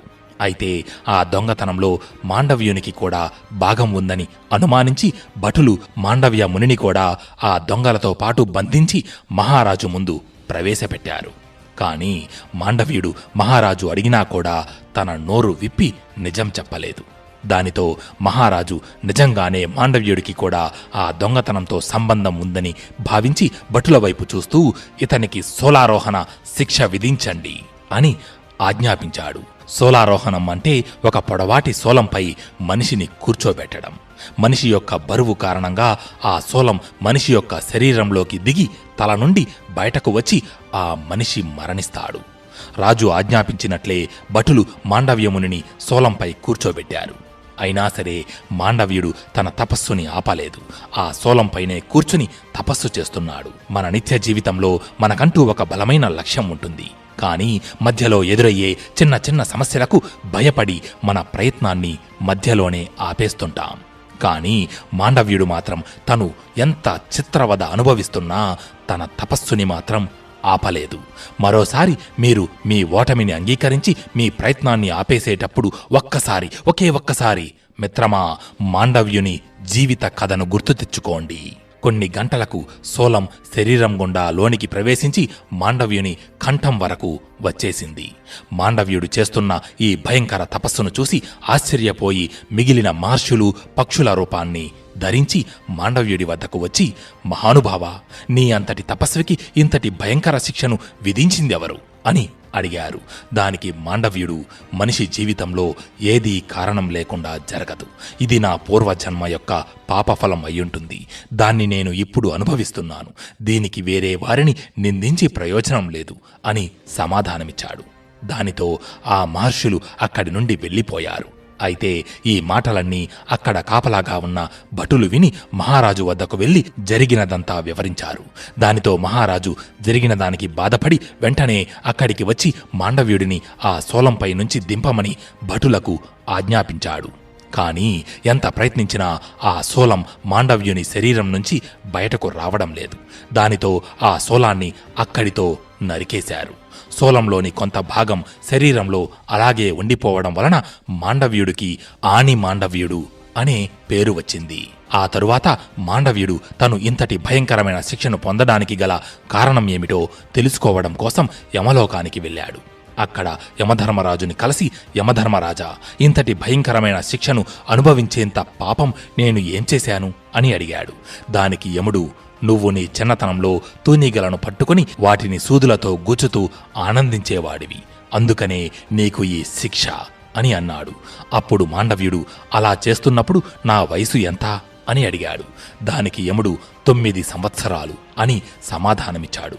అప్పుడు మాండవ్యుడు, యమరాజా, పిల్లలకు 14 సంవత్సరాలు నిండేంత వరకు వాళ్ళని బాలురు అని అంటారు. ఆ వయసులో వాళ్ళు తెలుసో తెలియకో ఏదైనా తప్పు చేస్తే అది తప్పు కిందే భావించరు. కానీ ఆ వయసులో వాళ్ల పట్ల ఎవరైనా సరే తప్పు చేస్తే అది పెద్ద తప్పుగా పరిగణిస్తారు. అలాంటిది నేను చేసిన ఈ చిన్న తప్పుకు నాకు ఇంత పెద్ద శిక్ష విధించారు. కాబట్టి మీరు చేసిన ఈ తప్పుకు శిక్షగా మానవలోకంలో ఒక దాసి గర్భాన రాజవంశంలో జన్మిస్తారు. రాజవంశంలో పుట్టిన దాసీకి జన్మించినందువలన మీకు సింహాసనం దక్కకుండా ఇదే ధర్మంతో నిరంతరం ధర్మాన్ని బోధిస్తూ జీవిస్తారు అని శపిస్తాడు. అందువల్లనే యమధర్మరాజు విదురునిగా అవతారమెత్తాడు. రాకుమారులు 3 భీష్ముని వద్దే యుద్ధ విద్యలు, సకల వేదాలు, రాజనీతి శాస్త్రాలను అభ్యసించి పెరిగి పెద్దయ్యారు. తరువాత భీష్ముడు ఆ 3 పెద్దవాడైన ధృతరాష్ట్రుడికి హస్తినాపుర యువరాజుగా పట్టాభిషేకం చేశాడు. తమ్ముడైన పాండురాజు బల పరాక్రమాల అండతో విదురుని ధర్మ సూక్ష్మాలను అనుసరిస్తూ ధృతరాష్ట్రుడు అత్యద్భుతంగా రాజ్యాన్ని పరిపాలిస్తున్నాడు. ఇంతలో ధృతరాష్ట్రునికి పెండ్లి వయసు వచ్చింది. భీష్ముడు ధృతరాష్ట్రునికి వివాహం చేయాలని నిశ్చయించుకున్నాడు. అయితే ఇంతకు ముందు ఓసారి వారసులు లేక రాజ్యం చిక్కుల్లో పడింది. కాని మళ్లీ అటువంటి పరిస్థితి రాజ్యానికి రాకూడదని భావించి ధృతరాష్ట్రునికి తగిన భార్య, వంశాన్ని నిలబెట్టే కన్య కోసం భీష్ముడు అన్వేషిస్తున్నాడు. సరిగ్గా అప్పుడే భీష్ముడికి గాంధార దేశాధీశుని కుమార్తె అయిన గాంధారి గురించి తెలిసింది. గాంధారి పరమశివుని కోసం తపస్సు చేసి 101 మంది సంతానం కలిగేలా వరం పొందింది. ఆమెను ధృతరాష్ట్రునికి ఇచ్చి వివాహం చేస్తే ఇక రాజ్యానికి గాని వంశానికి గాని ఎటువంటి సమస్య తలెత్తదని భావించి భీష్ముడు విదురుడితో చర్చించి ధృతరాష్ట్రుడికి గాంధారికి వివాహం జరిపించాలని నిశ్చయించుకున్నాడు. ఆ మరుసటి రోజు భీష్ముడు వజ్ర వైఢూర్యాలు, నగలు, ధనం, బంగారం, బహుమతులు తీసుకొని గాంధార దేశానికి రాజు గాంధారి తండ్రి అయిన సబలుడిని కలిసి, మహారాజా, హస్తినాపుర సామ్రాట్టు అత్యంత పరాక్రమవంతుడు, 100 ఏనుగుల బలం కలవాడు, కురువంశీయుడు అయిన ధృతరాష్ట్రునికి మీ కుమార్తె గాంధారినిచ్చి వివాహం జరిపించాలని నిర్ణయించాము. మీ అభిప్రాయం ఏమిటి అని అడిగాడు. దానికి గాంధార రాజు సబలుడు ఎంతగానో సంతోషించి ధృతరాష్ట్రునికి గాంధారికి వివాహం జరిపిస్తానని మాట ఇచ్చాడు. కాని ఈ వివాహానికి గాంధార రాజు కుమారుడు గాంధారి సోదరుడు అయిన శకుని ఒప్పుకోలేదు. శకుని అత్యంత తెలివైనవాడు, మహామేధావి, మనుషుల మనస్తత్వాన్ని అర్థం చేసుకున్నవాడు, ఎంతటి వారినైనా తన వశం చేసుకోగలడు. అయితే శకుని గురించి ఎన్నో కథలు, అపోహలు ప్రచారంలో ఉన్నాయి. మన కథ ముందుకు సాగడం కోసం శకుని యొక్క వ్యక్తిత్వం గురించి తెలుసుకోవడం చాలా ముఖ్యం. శకుని గురించి అందరూ చెప్పే ఒక కథ ఏమిటి అంటే, శకుని సోదరి అయిన గాంధారికి ఉన్న దోషం కారణంగా గాంధారి వివాహం చేసుకునే వ్యక్తి మరణిస్తాడు అని భావించి ధృతరాష్ట్రునితో వివాహం జరగడానికి ముందు గాంధారిని ఒక గాడిదకిచ్చి వివాహం చేసి తరువాత ఆ గాడిదను చంపేస్తారు. ఈ విషయం భీష్ముడికి తెలిసి అవమాన భారంతో భీష్ముడు శకుని యొక్క తండ్రిని ఇంకా శకుని యొక్క 99 మంది సోదరులను ఒక చెరసాలలో బంధించి రోజుకి ఒక్కొక్కరికి ఒక్కో మెతుకు చొప్పున భోజనం మాత్రమే పెట్టి వారందరినీ చంపాలని చూస్తాడు.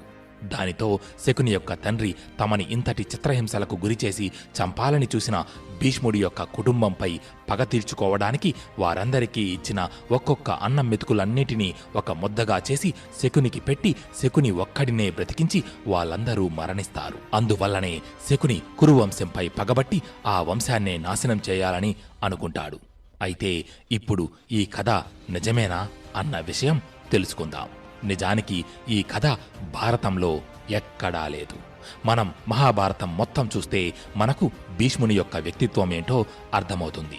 భీష్ముడు ధర్మపరుడు, తండ్రి కోసం వివాహాన్ని, సంతాన సుఖాన్ని వదులుకున్నవాడు, హస్తినాపుర సింహాసనాన్ని రక్షించడం కోసం తన జీవితాన్నే త్యాగం చేసినవాడు. అటువంటి భీష్ముడు కేవలం దోష నిర్మూలన కోసం చేసిన ఒక పనిని అవమానంగా భావించి ఒక కుటుంబాన్నే చంపేసేటంతటి మూర్ఖుడు కాదు. ఇంకా ఇదే కథను అందరూ ఒకేలా చెప్పరు. శకుని యొక్క కుటుంబాన్ని కొంతమంది భీష్ముడు చంపారు అంటే, మరికొంతమంది ధృతరాష్ట్రుడు చంపాడు అంటారు. ఇంకొంతమంది అయితే ఏకంగా దుర్యోధనుడు చంపాడు అని కూడా అంటారు. భీష్ముడు ఉండగా ధృతరాష్ట్రుడు ఇంతటి కిరాతకమైన పని చెయ్యడానికి అంగీకరించాడు. పోని దుర్యోధనుడు చేశాడా అంటే, తన తల్లిని ఎప్పుడో ఒక గాడిదకిచ్చి వివాహం చేశారని అతడు పగతో పెరిగి పెద్దయ్యాక తన తల్లి కుటుంబాన్ని చంపాడు అంటే నమ్మశక్యంగా ఉందా? మరి ఈ కథలు ఎలా పుట్టాయి అంటే, మహాభారత కథను మరింత రసవత్తరంగా మార్చడం కోసం తరువాతి కాలపు కవులు వారి రచనల్లో, నాటకాల్లో, సినిమాల్లో ప్రవేశపెట్టారు. ఇందులో ఏమైనా సమస్య ఉంటే ఒకసారి వాళ్ళని వ్యాసభారతం చదవాలని కోరుతున్నాం. ఇలా పుట్టు గుడ్డివాడికి కూతురునిచ్చి వివాహం చేయడం ఏమిటని శకుని బంధుమిత్రులు ఈ వివాహానికి ఒప్పుకోలేదు. కాని సబలుడు ధృతరాష్ట్రుడికి గాంధారికి వివాహం జరిపిస్తానని భీష్ముడితో చెప్పినప్పుడే అది విన్న గాంధారి తన మనసులో ధృతరాష్ట్రుడే తన భర్తగా ఊహించుకుంది. ఆమె పక్కన అతడిని తప్ప వేరొక వ్యక్తిని ఊహించుకోలేనంతగా ధృతరాష్ట్రుడిపై ప్రేమను పెంచుకుంది. అందువల్ల గాంధారి ఈ వివాహానికి ఒప్పుకుంది. దానితో గాంధార దేశ రాజు సబలుడు తన కుమార్తె గాంధారిని, కుమారుడు శకునిని సకల లాంఛనాలతో హస్తినాపురానికి సాగనంపాడు. భీష్ముడు దగ్గరుండి ధృతరాష్ట్రుడికి గాంధారికి అంగరంగ వైభవంగా వివాహం జరిపించాడు. అయితే అందరికీ ఆశ్చర్యం కలిగించే విధంగా గాంధారి తన కళ్లకు గంతలు కట్టుకుని వివాహం మండపానికి వచ్చింది. ఇదేమిటని అందరూ ప్రశ్నించగా దానికి గాంధారి, భార్య భర్తలో సగం అంటారు. అంటే భర్త కష్ట సుఖాలన్నిటిలో భార్య కూడా పాలు పంచుకోవాలని అర్థం. నా భర్త చూడలేని ఈ ప్రపంచం నాకు కనిపించాల్సిన అవసరం లేదు. అలాగే నన్ను ఒక గుడ్డివాడికిచ్చి వివాహం చేసి నా జీవితం నాశనం చేశారనే అపవాదు నా భర్తకు రాకూడదు. అందువల్లనే ఈ నిర్ణయం తీసుకున్నాను అని అంది. ప్రస్తుత కాలంలో భార్యాభర్తలు చిన్న చిన్న సమస్యలకు, అపార్థాలకు గొడవలు పడి విడిపోతున్నారు. కానీ గాంధారి తన భర్తకు కళ్ళు లేవని, తన చూపు కూడా కనబడకుండా గంతలు కట్టుకుంది. అలాగని అందరూ ఆడవాళ్లు కళ్లకు గంతలు కట్టుకోమని చెప్పడం ఇక్కడ ఉద్దేశం కాదు. కేవలం భార్యాభర్తలు ఒకరినొకరు అర్థం చేసుకోవాలి అని చెప్పడమే ముఖ్య ఉద్దేశం. ధృతరాష్ట్రుని తమ్ముడు అయిన పాండురాజు అత్యంత పరాక్రమవంతుడు. సకల వేదాలు అభ్యసించాడు. యుద్ధ విద్యలలో ఆరితేరాడు. పాండురాజుకు కూడా వివాహం చేయాలని సంకల్పించాడు భీష్ముడు. అప్పుడే కుంతిభోజుడు తన కుమార్తె అయిన కుంతీదేవికి వివాహం చేయడానికి స్వయంవరం ఏర్పాటు చేశాడన్న వార్త హస్తినాపురానికి చేరింది. అయితే సూర్యుడు అనే యాదవరాజు ఉండేవాడు. ఆయన పెద్ద కూతురి పేరు ప్రధ. సూర్యుడు తన కూతురు ప్రధను తన మేనత్త కుమారుడైన కుంతీభోజునికి సంతానం లేని కారణంగా పెంచుకోవడానికి ఇచ్చాడు. ప్రధ కుంతీభోజుని ఇంటిలోనే పెరిగింది. అందువల్లనే ప్రధకు కుంతి అనే పేరు వచ్చింది. అయితే ఒకసారి దుర్వాస మహాముని కుంతిభోజుని భవనానికి వచ్చాడు. దుర్వాసుడు ముక్కోపి, చిన్న చిన్న విషయాలకే శపిస్తూ ఉంటాడు. అందువల్లనే దుర్వాసముని అంటే దేవతలకు సైతం భయం. కాని కుంతీదేవి దుర్వాసుని చూసి భయపడకుండా సేవించి సకల మర్యాదలతో సత్కరించింది. దానికి ఎంతగానో సంతోషించిన దుర్వాసుడు కుంతీదేవి వైపు చూస్తూ, కుమారి, నేను నీకు ఒక మంత్రోపదేశం చేస్తాను. నువ్వు ఆ మంత్రం జపించి ఏ దేవతను పిలిచినా ఆ దేవత వెంటనే ప్రత్యక్షమై నువ్వు కోరినటువంటి బిడ్డను నీకు ప్రసాదిస్తారు అని ఆశీర్వదించి దుర్వాసుడు వెళ్ళిపోయాడు. ఒకసారి కుంతీదేవి ఒంటరిగా గంగానదీ తీరానికి వెళ్ళింది. అక్కడ నదిలో స్నానం చేస్తున్న కుంతీదేవికి మనసులో ఓ అనుమానం చిగురించింది. దుర్వాసముని ఇచ్చిన వరం నిజంగానే పనిచేస్తుందా అని ఆలోచిస్తున్న ఆమెకి చీకటిని చీలుస్తూ ప్రపంచానికి వెలుగును పంచడానికి అప్పుడే ఉదయిస్తున్న సూర్యభగవానుడు కనిపించాడు. ఎర్రటి రంగులతో అపారమైన తేజస్సుతో వెలిగిపోతున్న ఆకాశంలోని సూర్యుడిని చూసిన కుంతీదేవి, ఒకవేళ నేను సూర్యుడిని పిలిచి నాకు బిడ్డను ప్రసాదించమని కోరితే నాకు కూడా సూర్యుడి వంటి తేజోవంతుడు అందమైన కుమారుడు జన్మిస్తాడా అని అనుకుని బాల్య చాపల్యంతో కనులు మూసుకుని దుర్వాసుడు ఉపదేశించిన మంత్రాన్ని జపించి, ఓ సూర్యదేవా, నాకు నీలాంటి కుమారుడిని అనుగ్రహించు అని కోరింది. ఇంతలో కనులు మూసుకుని ఉన్న కుంతీదేవికి తన ముందు ఏదో అత్యంత కాంతివంతంగా మెరుస్తున్నట్టు అనిపించింది. వెంటనే కుంతీదేవి తన కనులు తెరిచి చూడగా తన ముందు అపారమైన తేజస్సుతో ప్రకాశిస్తూ సూర్య భగవానుడు నిలుచుని ఉన్నాడు. సూర్యుడిని చూసిన కుంతీదేవి భయంతో వణికిపోయింది. అప్పుడు సూర్యుడు తన తేజస్సును కొంత తగ్గించుకొని కుంతీదేవి వైపు చూస్తూ, బాలా, భయపడకు, నువ్వు అడిగిన వరాన్ని ప్రసాదించడానికి నేను వచ్చాను అని అన్నాడు. దానికి కుంతీదేవి, స్వామి క్షమించండి, బాల్య చాపల్యంతో తెలియక మిమ్మల్ని ఆహ్వానించాను. నాకు ఇంకా వివాహం జరగలేదు. ఇప్పుడు నాకు గనుక బిడ్డ జన్మిస్తే నా తల్లిదండ్రులకి నా ముఖం ఎలా చూపించను? నన్ను క్షమించి మీరు తిరిగి వెళ్ళిపోండి అని అంది. అప్పుడు సూర్యుడు, ఒకసారి మా పేరు పిలిచి ఆహ్వానించినప్పుడు వారికి వరం ఇవ్వకుండా తిరిగి వెళ్లడం సాధ్యం కాని పని. నీకు గర్భం రాకుండా బిడ్డను ప్రసాదిస్తాను.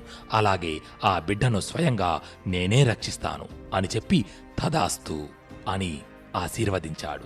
వెంటనే సహజ కవచ కుండలాలను ధరించి వజ్రం లాంటి రూపంతో సూర్యుడిని మించిన తేజస్సుతో ప్రకాశిస్తూ కుంతీదేవి చేతుల్లో ఓ అందమైన మగబిడ్డ ప్రత్యక్షమయ్యాడు. ఆ బిడ్డే కర్ణుడు. మనం మన ఛానల్లో ఇంతకు ముందు చేసిన కర్ణుడి బయోగ్రఫీకి, అలాగే ఈ మహాభారతం సిరీస్లోని కర్ణుడి బయోగ్రఫీకి కొన్ని చిన్న చిన్న మార్పులు కనిపిస్తాయి. ఎందుకంటే వివిధ రకాల పుస్తకాల నుంచి, అనేక రకాల మూలాల నుంచి ఈ సమాచారాన్ని సేకరించి కర్ణుడి బయోగ్రఫీ వీడియోని చేయడం జరిగింది. కానీ ఇప్పుడు మీతో పంచుకుంటున్న ఈ మహాభారతమంతా వ్యాసభారతాన్ని ప్రధానంగా తీసుకొని వివరిస్తున్నాం. అందువల్లనే కర్ణుడి బయోగ్రఫీలో కొన్ని మార్పులు కనబడతాయి. కాబట్టి ఇప్పటి వరకు మహాభారతంపై మీకున్న అభిప్రాయాన్ని పక్కనబెట్టి ఈ సిరీస్ని చూడండి. అప్పుడు మాత్రమే మీరు నేను చెప్పే విషయాలను సరిగ్గా అర్థం చేసుకోగలుగుతారు. ఎందుకంటే ఈ సిరీస్లో నేను కర్ణుడిలోని పాజిటివ్ పాయింట్స్నే కాక నెగిటివ్ పాయింట్స్ని కూడా చెప్తాను. ఆ మాటలతో కొంతమంది నిరుత్సాహానికి గురయ్యే అవకాశముంది. ఒక్క కర్ణుడి జీవితంలోనే కాదు, మహాభారతంలోని మిగిలిన వివిధ పాత్రలలోని నెగిటివ్ షేడ్స్ ని కూడా చూపించబోతున్నా. ఎందుకంటే ప్రతి మనిషిలోనూ మంచి చెడు రెండూ ఉంటాయి. అది అప్పుడైనా ఇప్పుడైనా ఎప్పుడైనా. అందువల్లనే మహాభారతాన్ని మన ప్రస్తుత జీవితంలో కూడా అన్వయించుకోవడానికి సరిగ్గా సరిపోతుంది. కుంతీదేవికి కర్ణుడిని పుత్రుడిగా ప్రసాదించి సూర్యభగవానుడు అక్కడి నుండి మాయమయ్యాడు. తన చేతిలోని బిడ్డను చూస్తూ కుంతీదేవి, ఇప్పుడు ఈ బిడ్డతో నేను మా తల్లిదండ్రుల దగ్గరకు ఎలా వెళ్ళను? కాని ఈ బిడ్డను చూస్తే ఇలా వదిలివేయడానికి మనసు రావడం లేదు అని ఆలోచిస్తోంది. అలా ఆలోచిస్తున్న కుంతీదేవికి గంగా నదిలో బంగారం వజ్రాలతో నిండిన ఒక పెట్టె కనిపించింది. అప్పుడు తనకు ఈ బిడ్డకు నేను స్వయంగా రక్షణగా ఉంటాను అని సూర్యభగవానుడు చెప్పిన మాటలు గుర్తుకొచ్చాయి. ఇక కుంతీదేవి తన చేతిలోని బిడ్డను ఆ పెట్టెలో పెట్టి, ఓ సూర్యదేవా, నీవు ప్రసాదించిన ఈ బిడ్డను నీవే రక్షించాలి అని చెప్పి ఆ పెట్టెను ఆ నదిలోనే వదిలి వెళ్ళిపోయింది. కుంతీదేవి చేసిన ఈ ఒక్క తప్పు ఆమెను తన జీవితాంతం నరకయాతనకు గురిచేసింది. రాజభవనంలో సకల సుఖాలను అనుభవిస్తూ పెరిగి హస్తినాపుర మహాసామ్రాజ్యానికి మహారాజు కావలసిన కర్ణుడు చిన్నప్పటి నుంచి అవమానాలను ఎదుర్కొంటూ అధర్మపరుడైన దుర్యోధనుడితో చేయి కలపడానికి కారణమయ్యింది. తన పుత్రుడు తన ముందే ఉన్నా తనే అతడి నిజమైన తల్లినని చెప్పడానికి సిగ్గుపడేలా చేసింది. చివరకు తన ముందే తన పిల్లలు ఒకరితో ఒకరు యుద్ధం చేసుకుని మరణిస్తుంటే ఏమీ చెయ్యలేక తనలో తాను కుమిలిపోయేలా చేసింది. కాబట్టి పెండ్లికి ముందు పిల్లల్ని కని వారిని వదిలేయడం వల్ల ఎలాంటి సమస్యలు తలెత్తుతాయో కుంతీదేవి జీవితం మనకు సుస్పష్టంగా తెలియజేస్తుంది. ఆ పెట్టె నదీ ప్రవాహంలో కొట్టుకుని వెళుతూ నది ఒడ్డున ఉన్న ఒక సూతునికి కనిపించింది. వింతైన వెలుగులు వెదజల్లుతూ నదిలో ప్రవహిస్తున్న ఆ పెట్టెను చూసిన సూతుడు నదిలోకి దిగి ఆ పెట్టెను ఒడ్డుకు తీసుకువచ్చి తెరిచి చూశాడు. అప్పుడు ఆ సూతునికి వజ్ర వైఢూర్యాల కాంతులతో ప్రకాశిస్తున్న ఆ పెట్టెలో వాటిని మించిన తేజస్సుతో ప్రకాశిస్తూ సహజ కవచ కొండలాలను ధరించి చిరునవ్వులు చిందిస్తూ ఓ పసిబిడ్డ కనిపించాడు. వెంటనే సూతుడు ఆ బిడ్డను ఆ పెట్టెలో నుండి బయటకు తీసి తన భార్య రాధ దగ్గరకు తీసుకువెళ్ళాడు. ఆ బిడ్డను చూసిన రాధ ఎంతగానో సంతోషపడింది. పిల్లలు లేక బాధపడుతున్న మనకు ఆ భగవంతుడే ఈ విధంగా ఈ పసివాడిని మన దగ్గరకు చేర్చాడు అని అనుకొని ఆనందించింది. వజ్ర వైడూర్య మనుల మధ్య కనిపించాడు కాబట్టి ఆ బిడ్డకు ఆ దంపతులు వసుశేనుడు అనే పేరు పెట్టారు. కర్ణములకు కుండలాలతో జన్మించాడు కాబట్టి కర్ణుడు అని పిలుచుకుంటున్నారు. అప్పటి నుండి కుంతీపుత్రుడైన కర్ణుడు రాధేయుడిగా ఆ సూతుని ఇంట్లోనే పెరిగాడు. తను నదిలో వదిలేసిన బిడ్డను ఒక సూతుడు పెంచుకుంటున్నాడని పాదచారుల ద్వారా తెలుసుకున్న కుంతీదేవికి మనసు శాంతించింది. ఆ తరువాత కుంతిభోజుడు ప్రకటించిన స్వయంవరంలో కుంతీదేవి పాండురాజుని తన భర్తగా స్వీకరించింది. తరువాత పాండురాజు భీష్ముని అనుమతి తీసుకొని మద్రరాజు కుమార్తె అయిన మాద్రిని కూడా వివాహం చేసుకున్నాడు. వివాహమైన తరువాత పాండురాజు దిగ్విజయ యాత్రకు వెళ్లాడు. తన శౌర్య పరాక్రమాలతో పాండురాజు 4 దిక్కులలో రాజులందరినీ జయించి రాజ్యాన్ని విస్తరించాడు. కనుచూపు మేర వరకు ఉన్న రాజ్యాలన్నిటినీ హస్తినాపురికి సామంత రాజ్యాలుగా మార్చాడు. 100 అశ్వమేధ యాగాలు చేసి గొప్ప వీరుడిగా పేరుగాంచాడు. అయితే ఓసారి పాండురాజు వేట నిమిత్తం అడవికి వెళ్ళాడు. కాని ఆ రోజు ఎంత వెతికినా ఒక్క జంతువు కూడా కనబడలేదు. దానితో పాండురాజుకు విసుగు పుట్టింది. సరిగ్గా అప్పుడే పాండురాజుకు 2 జింకలు ప్రణయ కలాపాలలో మునిగి తేలుతూ కనబడ్డాయి. అప్పటికే ఒక్క జంతువు కూడా కనబడక విసుగు చెంది ఉన్న పాండురాజు మంచి చెడ్డలు ఆలోచించక వాటి మీదకు బాణాన్ని గురిపెట్టి సంధించాడు. పాండురాజు ధనస్సు నుండి వెలువడిన ఆ బాణం అత్యంత వేగంగా ప్రయాణించి ఆ 2 జింకలలోని ఆడజింకకు తగిలి ఆ జింక శరీరాన్ని చీల్చుకుంటూ వెళ్లి మగజింక శరీరంలోకి దిగింది. బాణం తగిలిన వెంటనే ఆడజింక తన ప్రాణాలు విడిచింది. కాని మగజింక ఇంకా కొన ఊపిరితో ఉంది. ఇంతలో పాండురాజు ఆ జింకల దగ్గరకు వచ్చాడు. పాండురాజుని చూసిన మగజింక పాండురాజు చూస్తుండగానే ఒక ముని రూపాన్ని ధరించింది. అది చూసి పాండురాజు ఆశ్చర్యపోయాడు.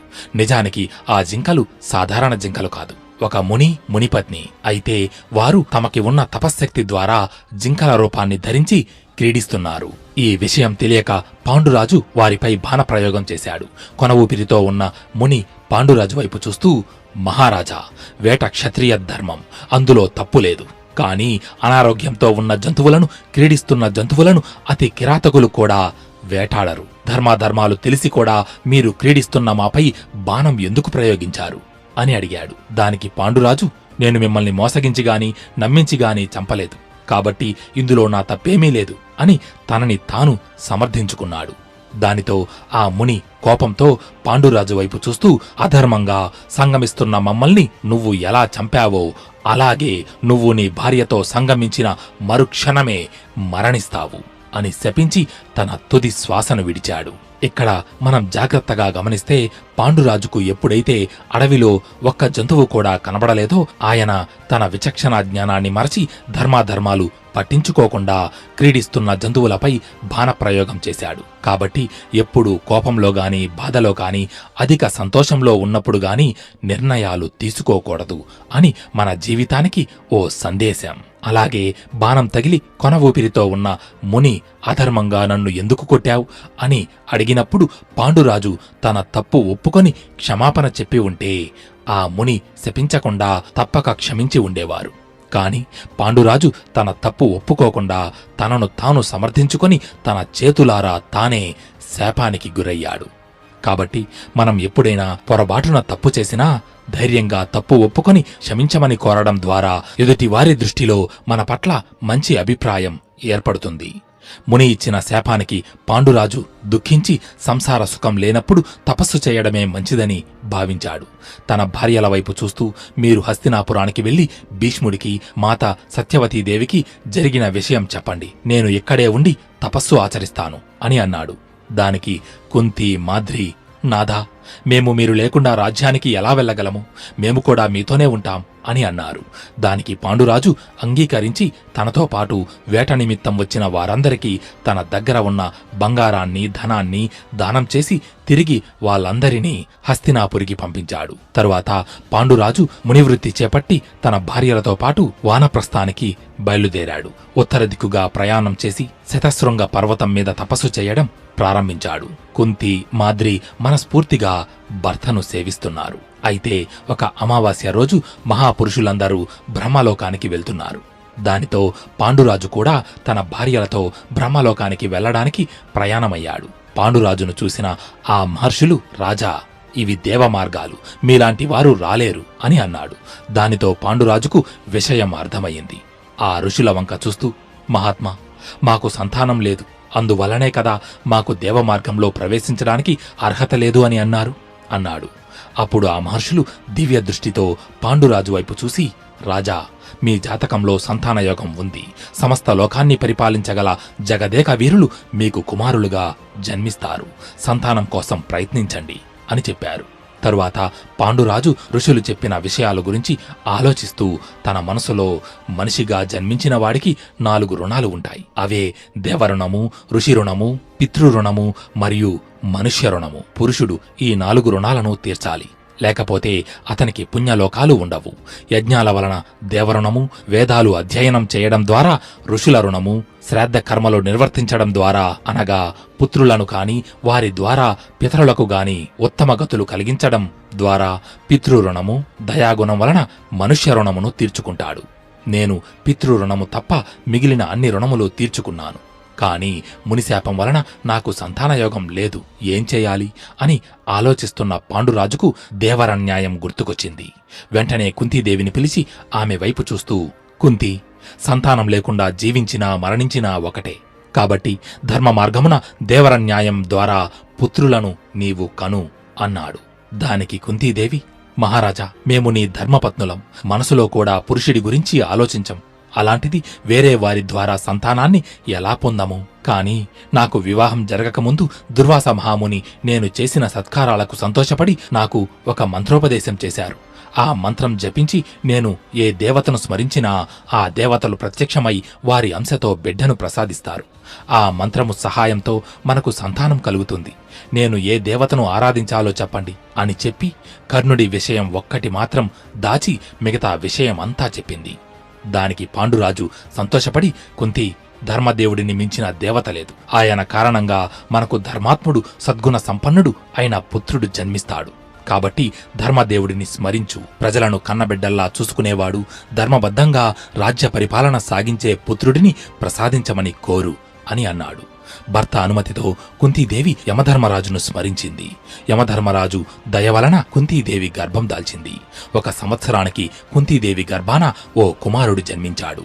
ఆ బిడ్డ పుట్టగానే ఆకాశము నుండి పెద్దగా కొన్ని శబ్దాలు వినబడ్డాయి. ఆకాశవాణి ఆ బిడ్డకు యుధిష్ఠరుడు అని నామకరణం చేసింది. ఆ బిడ్డను చూసిన అక్కడ ఉన్న మహర్షులు పాండురాజుతో, ఈ బిడ్డ కురువంశానికి రాజు అవుతాడు, ధర్మబద్ధంగా రాజ్యపాలన చేస్తాడు అని చెప్పారు. అయితే హస్తినాపురిలో గాంధారి కూడా గర్భం దాల్చింది. నిజానికి కుంతీదేవి కన్నా ముందే దాల్చింది. కాని గర్భం ధరించి ఎంతకాలమైనా బిడ్డను ప్రసవించలేదు. ఇంతలో కుంతీదేవికి యుధిష్ఠరుడు పుట్టాడన్న వార్త హస్తినాపురికి చేరింది.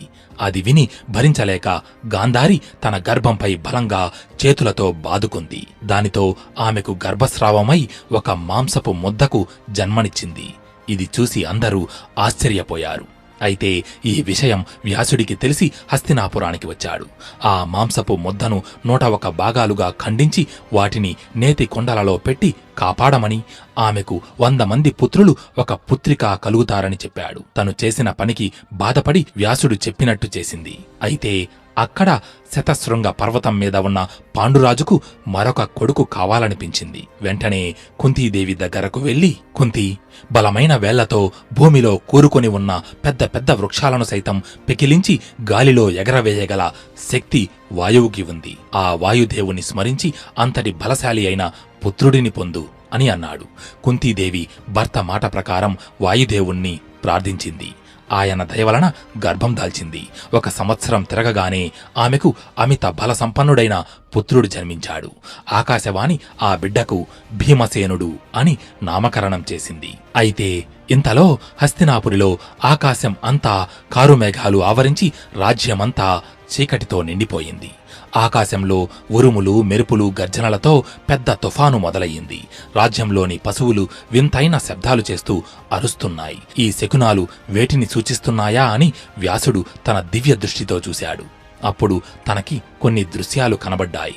ఒకసారి భూదేవి దేవతలతో సహా విష్ణుమూర్తి దగ్గరకు వెళ్లి, ప్రభూ, రోజురోజుకి మనుషుల సంఖ్య పెరిగిపోతోంది, భూభారం తగ్గే మార్గం ఏమిటి అని అడిగింది.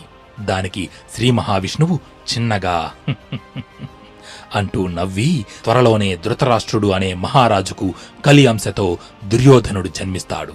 అతడు అత్యంత దుర్మార్గుడు, దుష్టుడు, అహంకారి.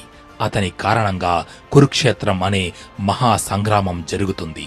ఆ యుద్ధంలో సమస్త భూమండలంలోని రాజులందరూ పాలు పంచుకొని యుద్ధం చేస్తారు.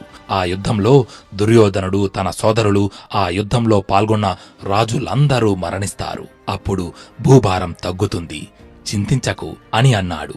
ఇదంతా తన దివ్య దృష్టితో చూసిన వ్యాసుడు కొద్దిగా కలవరపాటుతో చిన్నగా, దుర్యోధనుడా అని తనలో తాను అనుకున్నాడు.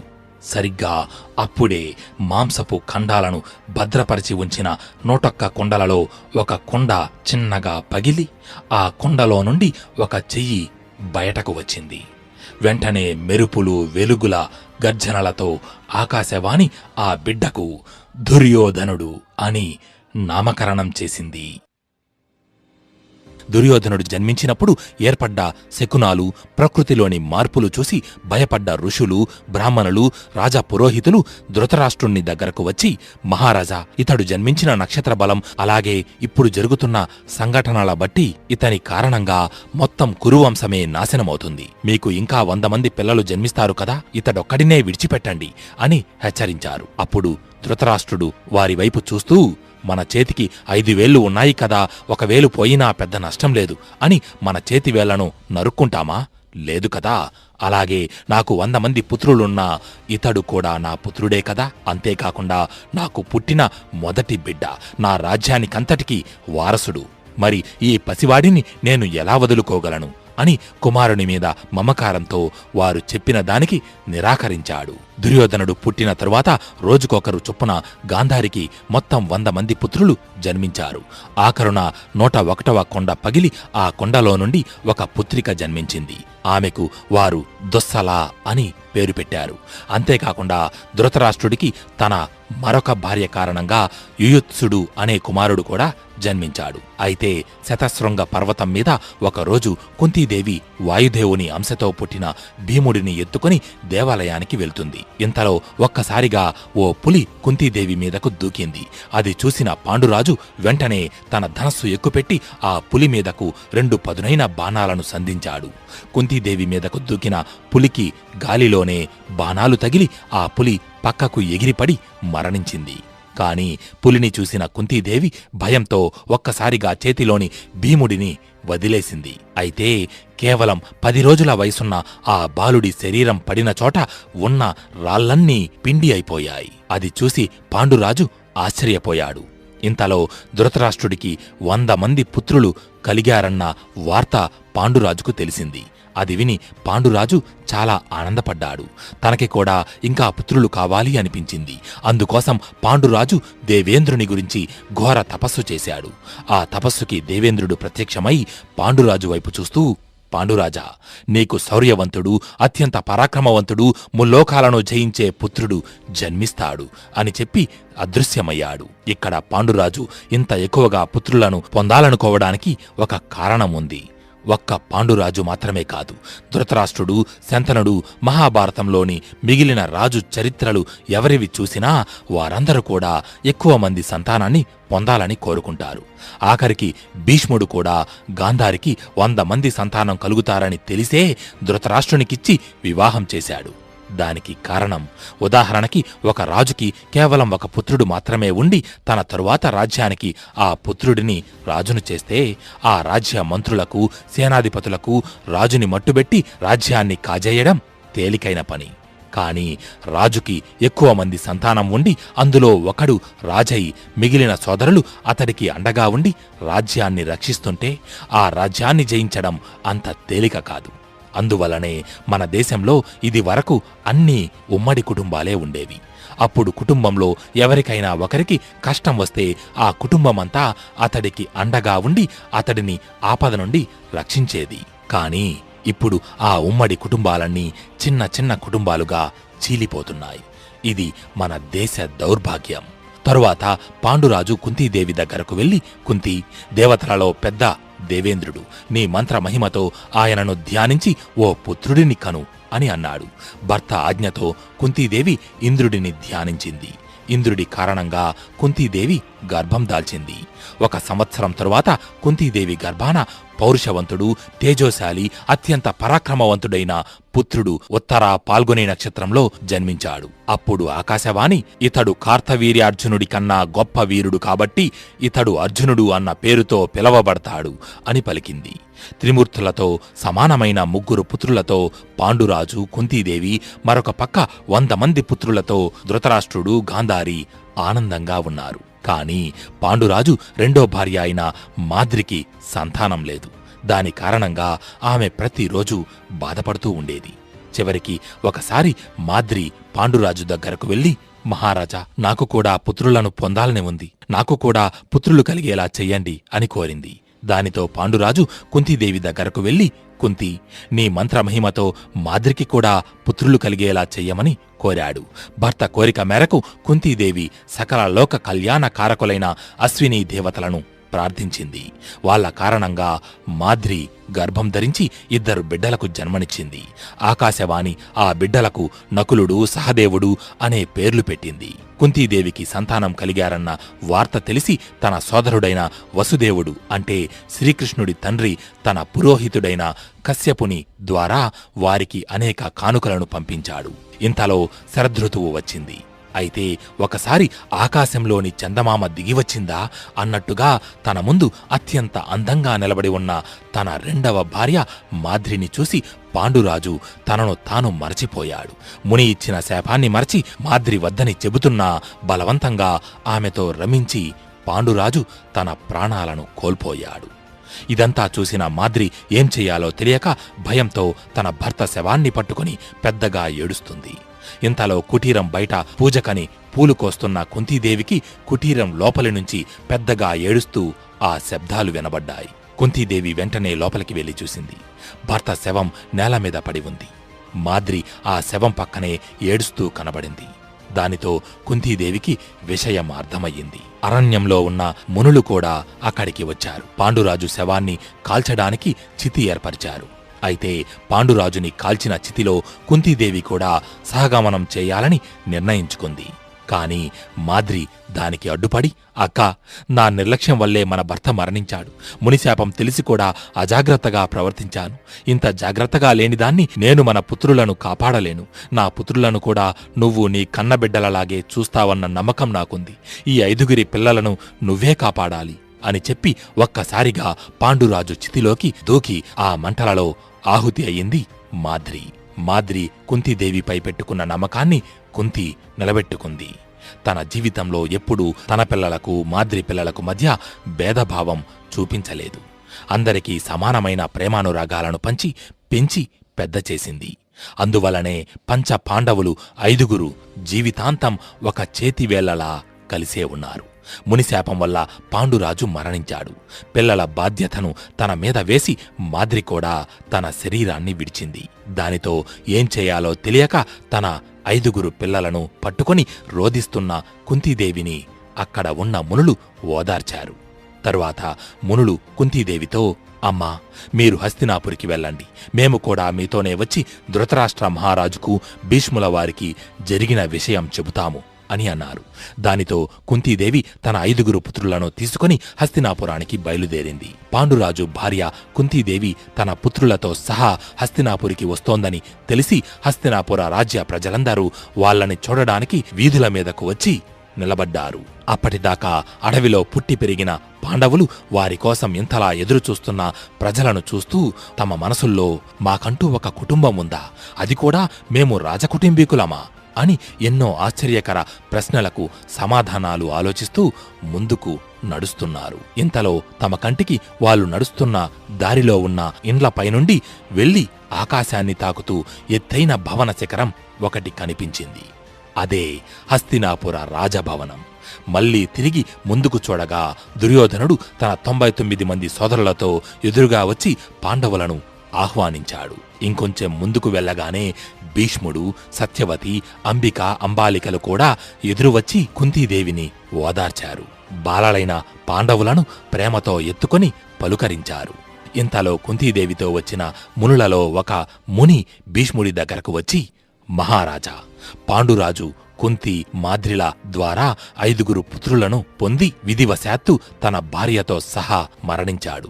అందుకని మేము వీళ్ళని జాగ్రత్తగా మీకు అప్పగించడానికి వచ్చాం అని చెప్పి కుంతీదేవిని, పాండవులని వాళ్లకు అప్పగించి మునులు అక్కడి నుండి తిరిగి అరణ్యానికి వెళ్లిపోయారు. తరువాత భీష్ముడు కుంతీదేవిని 5 పిల్లలను రాజభవనానికి తీసుకువెళ్లాడు. అప్పటి నుండి పాండవులు, కౌరవులు కలిసిమెలిసి రాజభవనంలోనే ఉంటున్నారు. ధృతరాష్ట్రుడు కూడా తన పిల్లలు, తన తమ్ముడు పాండురాజు పిల్లలు అనే భేదభావం లేకుండా అందరినీ సమానంగా చూస్తున్నాడు. అయితే ఓసారి వ్యాసుడు హస్తినాపురానికి వచ్చి సత్యవతీదేవితో, అమ్మా, కౌరవులు దుర్మార్గులు, వారి ఆగడాలు మీరు భరించలేరు. ఇప్పటి నుండి హస్తినాపురిలో ఎన్నో దుర్ఘటనలు చోటు చేసుకుంటాయి. అవి చూస్తూ మీరు సంతోషంగా ఉండలేరు. ఇక మీదట మీ పెద్దరికం ఇక్కడ చెల్లదు. కాబట్టి ఇచటి నుండి వెళ్లి తపస్సు ఆచరించండి అని చెప్పాడు. వ్యాసుడు చెప్పిన మాటలతో సత్యవతీదేవి తన కోడళ్లైన అంబిక, అంబాలికలను తీసుకుని తపస్సు చేసుకోవడానికి అరణ్యాలకు వెళ్లిపోయింది. అయితే దుర్యోధనుడు పుట్టినప్పటి నుండి రాజభోగాలు అనుభవిస్తూ ఈ మహాసామ్రాజ్యానికంతటికీ నేనే మహారాజుని అని అనుకుంటున్న సమయంలో ఎక్కడో అరణ్యాల నుంచి పాండురాజు కొడుకులంటూ పాండవులు రావడంతో దుర్యోధనుడికి సింహాసనం తన చేజారిపోతుందనే భయం మొదలయ్యింది. రాజ్యంలోని వారందరూ భీముని బలం గురించి, ధర్మరాజు మంచితనం గురించి పొగుడుతుంటే ఆ భయం అతనిలో మరింత బలపడింది. భీముడి భుజబలానికి కౌరవులలో ఎవరూ సరితూగటం లేదు. ఆటలలో భీముడి కారణంగా కౌరవులు అనేక బాధలు పడేవారు. ఒక పెద్ద తాడు పట్టుకొని మధ్యలో గీత గీసి 10 మంది గీతకు ఒకవైపు, ఇంకొక 10 మంది మరొక వైపు నిలబడి వారి బలాలను పరీక్షించుకునే ఆటలో భీముడు ఒక్కడే ఒకవైపు నిలబడి మరొక వైపు నిలబడి ఉన్న 100 మంది కౌరవులను నేల మీద ఈడ్చుకొచ్చేసేవాడు. కౌరవులు పండ్ల కోసమని చెట్టెక్కితే భీముడు ఆ చెట్టుని గట్టిగా ఊపి కౌరవులందరినీ కింద పడేలా చేసేవాడు. ఇదంతా చూస్తున్న దుర్యోధనుడు భీముడు ఉండగా యుధిష్ఠరుడు అనగా ధర్మరాజుని మనం ఏమీ చెయ్యలేం, కాబట్టి ముందు ఈ భీముడి అంతు చూడాలి అని భావించి తన తమ్ముడు దుశ్శాసనుడు మేనమామ శకునిని పిలిపించి వాళ్లతో, ఈ భీముడు పెట్టే బాధలు నేను భరించలేకపోతున్నాను. ఎలాగైనా ముందు ఈ భీముడిని చంపి యుధిష్ఠరుడిని చెరలో పెట్టి ఈ రాజ్యాన్నంతటినీ మనమే పరిపాలించాలి అని అన్నాడు. దానికి శకుని, చూడు సుయోధన, నువ్వు చెప్పింది చేయడం అంత తేలిక కాదు. భీముడిని చంపింది మనమేనని తెలిస్తే ఆ భీష్ముడు మనల్ని ఊరికే వదలడు. కాబట్టి భీముడు చావాలి, కాని చంపింది మనమేనని ఎవరికీ తెలియకూడదు. దానికి తగిన పథకం నేను రచిస్తాను కదా. అయితే ఓసారి భీముడు కౌరవులతో బాగా ఆటలాడి ఆయాసంతో పక్కనే ఉన్న చెట్టు క్రింద పడుకున్నాడు. కౌరవులతో ఆటలంటే ఉత్తి ఆటలు మాత్రమే కాదు, ఆ ఆటలలో గొడవలు కూడా. అయితే దుర్యోధనుడు అదే అదునుగా భావించి శకుని పథకం మేరకు తనే స్వయంగా వెళ్తే ప్రమాదమని తన సారథికి విషసర్పాలను ఇచ్చి ఆ సర్పాలను భీముడి మీదకు వదలమని చెప్పాడు. దుర్యోధనుడు చెప్పినట్టుగానే ఆ సారథి అత్యంత భయంకరమైన విషసర్పాలను తీసుకుని వెళ్లి చెట్టు కింద నిద్రిస్తున్న భీముడి మీదకు వదిలాడు. ఆ సర్పాలు భీముడి శరీరం మీదకు ఎక్కి భీముడి ఛాతీ మీద, నుదుటి మీద, నాడీ వ్యవస్థ పైన, ఇలా శరీరంలోని సున్నిత భాగాల మీద కాటువేశాయి. కాని అది చూసి ఆ చెట్టు పక్కనే దాక్కుని ఉన్న శకుని, దుర్యోధన, దుశ్శాసనులు ఆశ్చర్యపోయారు. ఎందుకంటే భీముడికి కాటువేసిన విషసర్పాలు భీముడి వజ్ర శరీరాన్ని ఛేదించలేకపోయాయి. భీముడి శరీరాన్ని కాటువేసిన ఆ సర్పాల కోరలు విరిగిపోయాయి. ఇంతలో భీముడికి ఏవో చీమలు కుడుతున్నట్టు అనిపించి నిద్రలేచి చూశాడు. తన చుట్టూ అతి భయంకర విషసర్పాలు కనిపించాయి. వెంటనే భీముడు తన చేతులతో కాళ్లతో ఆ పాములను కొట్టి తొక్కి చంపేశాడు. ఆ రోజు రాత్రి దుర్యోధనుడు శకునితో, మామా, నువ్వు చెప్పినట్టే ఆ భీముడి మీదకు అత్యంత భయంకరమైన విషసర్పాలను వదిలాను. కాని ఆ సర్పాలు భీముడిని ఏమీ చెయ్యలేకపోయాయి. మరి ఇప్పుడు నేనేం చెయ్యాలి అని అన్నాడు కోపంగా. అప్పుడు శకుని, మనం శత్రువులను జయించలేనప్పుడు వాళ్లను మన మిత్రులుగా చేసుకోవడమే బుద్ధిమంతుల లక్షణం అని అన్నాడు. దానికి దుర్యోధనుడు ఉక్రోషంగా, అంటే నేను ఇప్పుడు ఆ భీముడితో స్నేహం చెయ్యాలా? అది అసంభవం అని అన్నాడు. దానికి శకుని చిన్నగా, శత్రువులు మనకన్నా బలవంతులు అయినప్పుడు వారి మీదకు కత్తి దుయ్యకూడదు. వాళ్లను కపటంతో దెబ్బతీయాలి. ఈసారి విషాన్ని పాము కోరల నుంచి కాదు, సరాసరి ఆ భీముడి శరీరంలోకే పంపిద్దాం. నువ్వు పాండవులతో స్నేహం చేస్తున్నట్లు నటించు. నేను చెప్పినట్టు చేయి. మిగతాది అంతా నేను చూసుకుంటాను మేనల్లుడా అని అన్నాడు. అప్పుడు దుర్యోధనుడు అంటూ సరే మామా అన్నాడు. ఆ రోజు గడిచింది. మరుసటి రోజు ఉదయం పాండవులు మైదానంలో ఆడుకుంటున్నారు.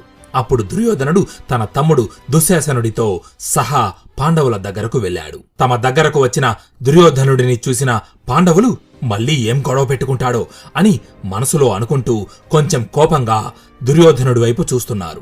ధర్మరాజు మనసులో కోపం లేకపోయినా దుర్యోధనుడు తమ దగ్గరకు ఎందుకు వచ్చాడా అని ఆలోచిస్తున్నాడు. అప్పుడు దుర్యోధనుడు అమాయకంగా ముఖం పెట్టి ధర్మరాజు వైపు చూస్తూ తన నోరు తెరచి, సోదరా యుధిష్ఠరా, నేను ఎప్పుడూ మీతో మంచిగా ప్రవర్తించలేదు. కాని ఇప్పటి నుండి అలా జరగదు. మనమంతా ఒకే కుటుంబం. మన మధ్య గొడవలు మన ఎవరికీ అంత మంచిది కాదు. నేను ఇప్పటిదాకా చేసిన పనులకు నన్ను క్షమించండి అని అన్నాడు. దానికి ధర్మరాజు ఎంతో సంతోషించి దుర్యోధనుడితో ప్రేమగా, నువ్వు మాకు క్షమాపణ చెప్పనవసరం లేదు సోదరా. నేను ఎప్పుడూ నిన్ను, నా తమ్ముళ్లను వేరుగా చూడలేదు. నాకు నా తమ్ముళ్ళు ఎంతో, నువ్వు అంతే, బాధపడకు అని అన్నాడు. అప్పుడు దుర్యోధనుడు పక్కనే కోపంగా నిలబడి ఉన్న భీముడితో, చూడు భీమా, నేను మిగతా వారందరికన్నా నీతోనే ఎక్కువగా గొడవపడ్డాను. అందుకు ప్రాయశ్చిత్తంగా నీకొక్కడికే ప్రత్యేకంగా విందు భోజనం ఏర్పాటు చేశాను అని అన్నాడు.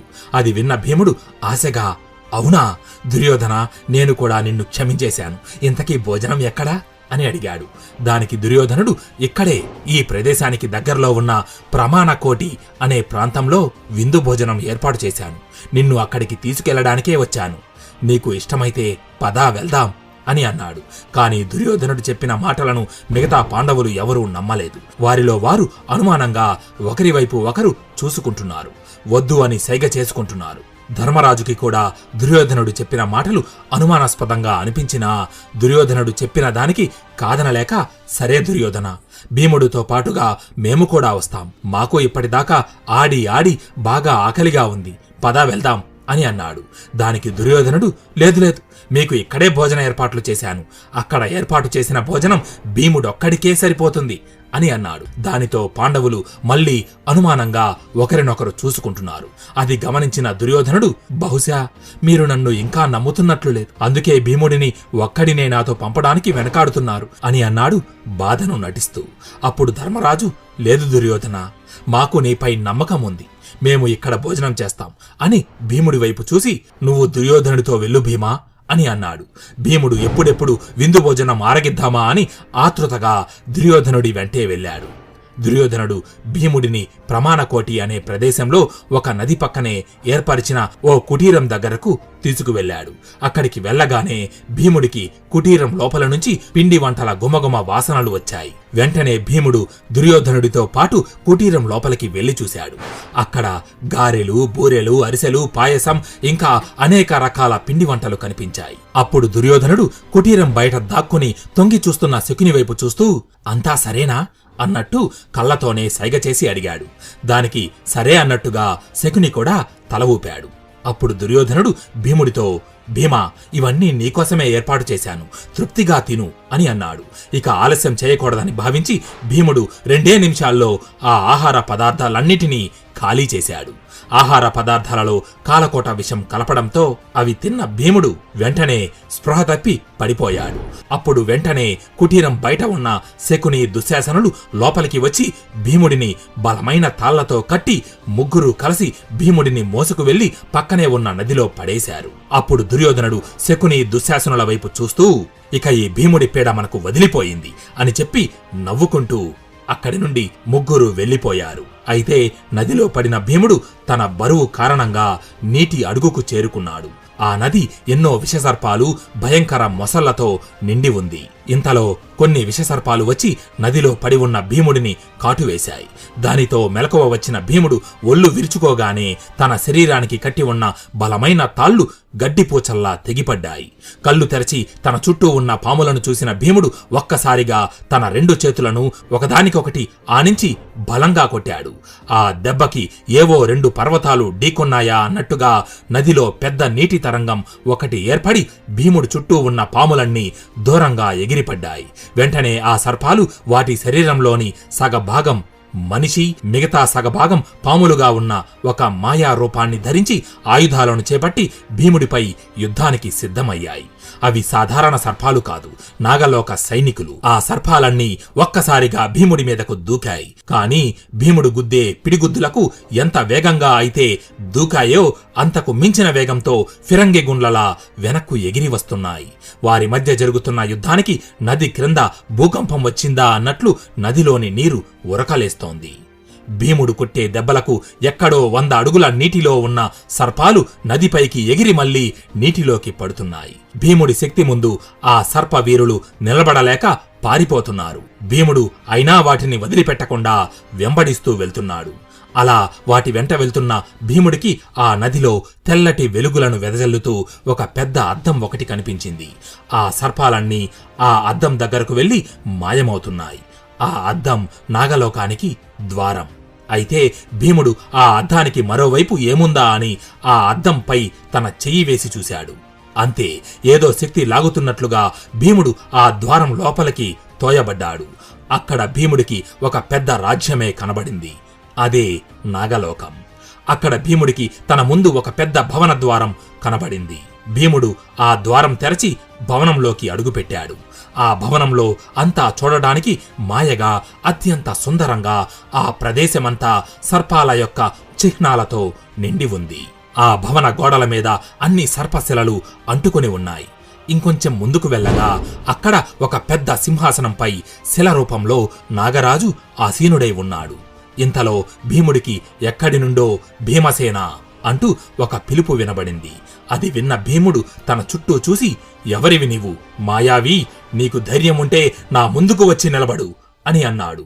అప్పుడు తన ముందు శిల రూపంలో సింహాసనంపై కూర్చుని ఉన్న నాగరాజు తన నిజ రూపాన్ని ధరించి సింహాసనంపై నుంచి లేచి ముందుకు వచ్చాడు. అప్పుడు వెంటనే ఆ భవనం గోడలకు అంటుకొని ఉన్న రాతిశిలలోని సర్పాలు కూడా నిజమైన సర్పాలుగా మారి భీముడిని చుట్టుముట్టాయి. అది చూసి వెంటనే భీముడు యుద్ధానికి సిద్ధమవుతుంటే అప్పుడు భీముడి ముందున్న ఆ నాగరాజు భీముడితో, కంగారు పడకు పుత్రా, నేను ఈ నాగలోకానికి రాజుని, వాసుకిని, నీ తల్లి కుంతీదేవికి ముత్తాత వరస అవుతాను. నువ్వు ఇక్కడికి వస్తావని నాకు ముందే తెలుసు. నీ శరీరమంతా విషం నిండి ఉంది. ఆ విషానికి విరుగుడు నిమ్మని నేనే ఈ సర్పాలను నీ దగ్గరికి పంపాను. అవి నీ శరీరం నుంచి విషాన్ని ఉపసంహరించాయి. కాని నీ అద్భుత పరాక్రమానికి నేను ఎంతో సంతోషించాను పుత్రా అని చెప్పి తన చేతులను ముందుకు చాపి మనసులో ఒక మంత్రం స్మరించగానే వెంటనే వాసుకి చేతిలో ఒక నీటి పాత్ర ప్రత్యక్షమయ్యింది. అప్పుడు వాసుకి భీముడి వైపు చూస్తూ, భీమా, ఇది నాగామృతం. ఇందులోని ప్రతి ఒక్క నీటి బొట్టులో ఒక మదపుటేనుగుకి సమానమైన శక్తి ఉంది. ఈ పాత్రలోని నీటిలో మొత్తం 1000 ఏనుగుల శక్తి నిక్షిప్తమై ఉంది.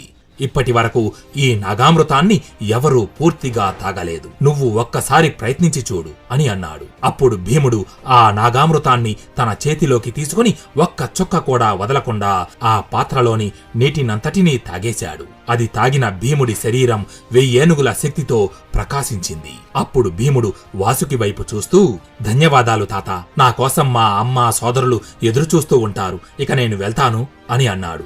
వాసుకి భీముడిని ఆశీర్వదించి పంపాడు. అయితే భీముడికి దుర్యోధనుడు విషం ఇచ్చి నదిలో పడేయడం, ధృతరాష్ట్రుని మరొక భార్య కొడుకైన యుయుత్సుడు, శకుని, దుర్యోధనుడు మాట్లాడుకుంటే విని తెలుసుకున్నాడు. యుయుత్సుడు ధృతరాష్ట్రుని పుత్రుడైనా అతడికి దుర్యోధనుడు చేసే పనులు ఇష్టం ఉండేవి కాదు. అందువల్ల యుయుత్సుడు వెంటనే ఈ విషయం కుంతీదేవి పాండవులకు చెప్పాడు. వెంటనే వారందరూ దుర్యోధనుడు భీముడిని పడేసిన నది దగ్గరకు వెళ్లి భీమా భీమా అంటూ వెతుకుతున్నారు. సరిగ్గా అప్పుడే పక్కనున్న నదిలో ఏదో పెద్ద తిమింగలం బయటకు వస్తోందా అన్నట్టుగా నదిలోని నీరు ఒక్కసారిగా ఉప్పొంగింది. అప్పుడు కుంతీదేవి పాండవులు అరవడం ఆపి ఆసక్తిగా ఆ నదివైపే చూస్తూ నిలబడ్డారు. ఆ నదిలో నుంచి కొత్త ఉత్సాహంతో 1000 ఏనుగుల బలంతో భీముడు పైకి వచ్చాడు. భీముడిని చూసిన పాండవులు, కుంతీదేవి సంతోషంతో భీముడి దగ్గరకు వెళ్లి కౌగిలించుకున్నారు. తరువాత కుంతీదేవి భీముడిని అసలు ఏం జరిగింది అని అడిగింది. అప్పుడు భీముడు జరిగిన విషయమంతా వారితో పంచుకున్నాడు. తరువాత భీముడు కుంతీదేవి వైపు చూస్తూ, ఆజ్ఞనివ్వండి అమ్మా, ఇప్పుడే ఆ దుర్యోధనుడి అంతు చూస్తాను అని అన్నాడు కోపంగా. అప్పుడు కుంతీదేవి, వద్దు భీమా, మీ తండ్రిగారు చనిపోయిన తరువాత మీ పెదనాన్నగారే మనల్ని ఆదరించారు. ఆయన ఆశ్రయంలో ఉంటూ ఆయన పుత్రుడికే కీడు చేయాలనుకోవడం ధర్మం కాదు అని భీముడిని వారించింది. అయితే భీముడు తిరిగి వచ్చాడని దుర్యోధన, దుశ్శాసన, శకునులకు తెలిసి విషం పెట్టి నదిలోకి తోసిన భీముడు మళ్లీ తిరిగి వచ్చాడా? ఇది ఎలా సాధ్యం అని ఒక పక్క ఆశ్చర్యంతో, మరో పక్క అసూయ ద్వేషాలతో ఊగిపోయారు. దుర్యోధనుడు భీముడిని అడ్డు తొలగించుకోవాలని విషం పెట్టి నదిలోకి తోస్తే భీముడు 1000 ఏనుగుల బలంతో తిరిగి వచ్చాడు. అయినా దుర్యోధనుడు ప్రయత్నం మానక పాండవులకు కీడు తలపెట్టడానికి అనేక ప్రయత్నాలు చేశాడు.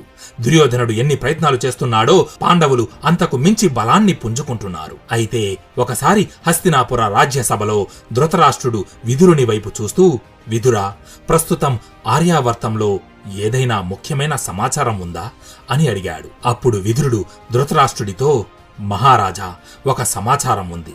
గోకులంలో ఒక బాలుడు ఉన్నాడు. ప్రస్తుతం ఈ ఆర్యావర్తం అంతా ఆ బాలుని లీలల గురించే మాట్లాడుకుంటోంది. ఆ బాలుడు పాలు తాగే వయసులోనే పోతన అనే మహారాక్షసిని చంపాడట. 12 ఏండ్లు పూర్తి కాకముందే ఇలా ఎంతో మంది రాక్షసులను కడతీర్చాడట. ఆ బాలుడు స్వయానా శ్రీ మహావిష్ణువు అవతారమని, అతడే కంసుడిని వధిస్తాడని ప్రస్తుతం లోకమంతా మాట్లాడుకుంటోంది అని అన్నాడు. అప్పుడు ధృతరాష్ట్రుడు విదురుని వైపు చూస్తూ, అవునా, ఇంతకీ ఆ బాలుడి పేరేమిటి అని అడిగాడు. దానికి విదురుడు, శ్రీకృష్ణుడు అని చెప్పాడు. అది విన్న ధృతరాష్ట్రుడు తనలో తాను, శ్రీకృష్ణుడా అని అనుకున్నాడు.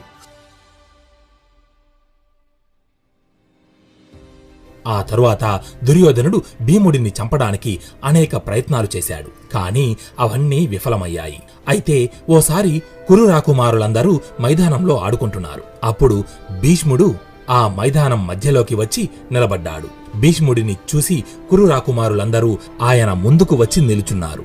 అప్పుడు భీష్ముడు వారందరి వైపు చూస్తూ, రాకుమారులారా, మీ అందరికీ ఇప్పటి నుండి రాజశిక్షణ ఇవ్వబడుతుంది.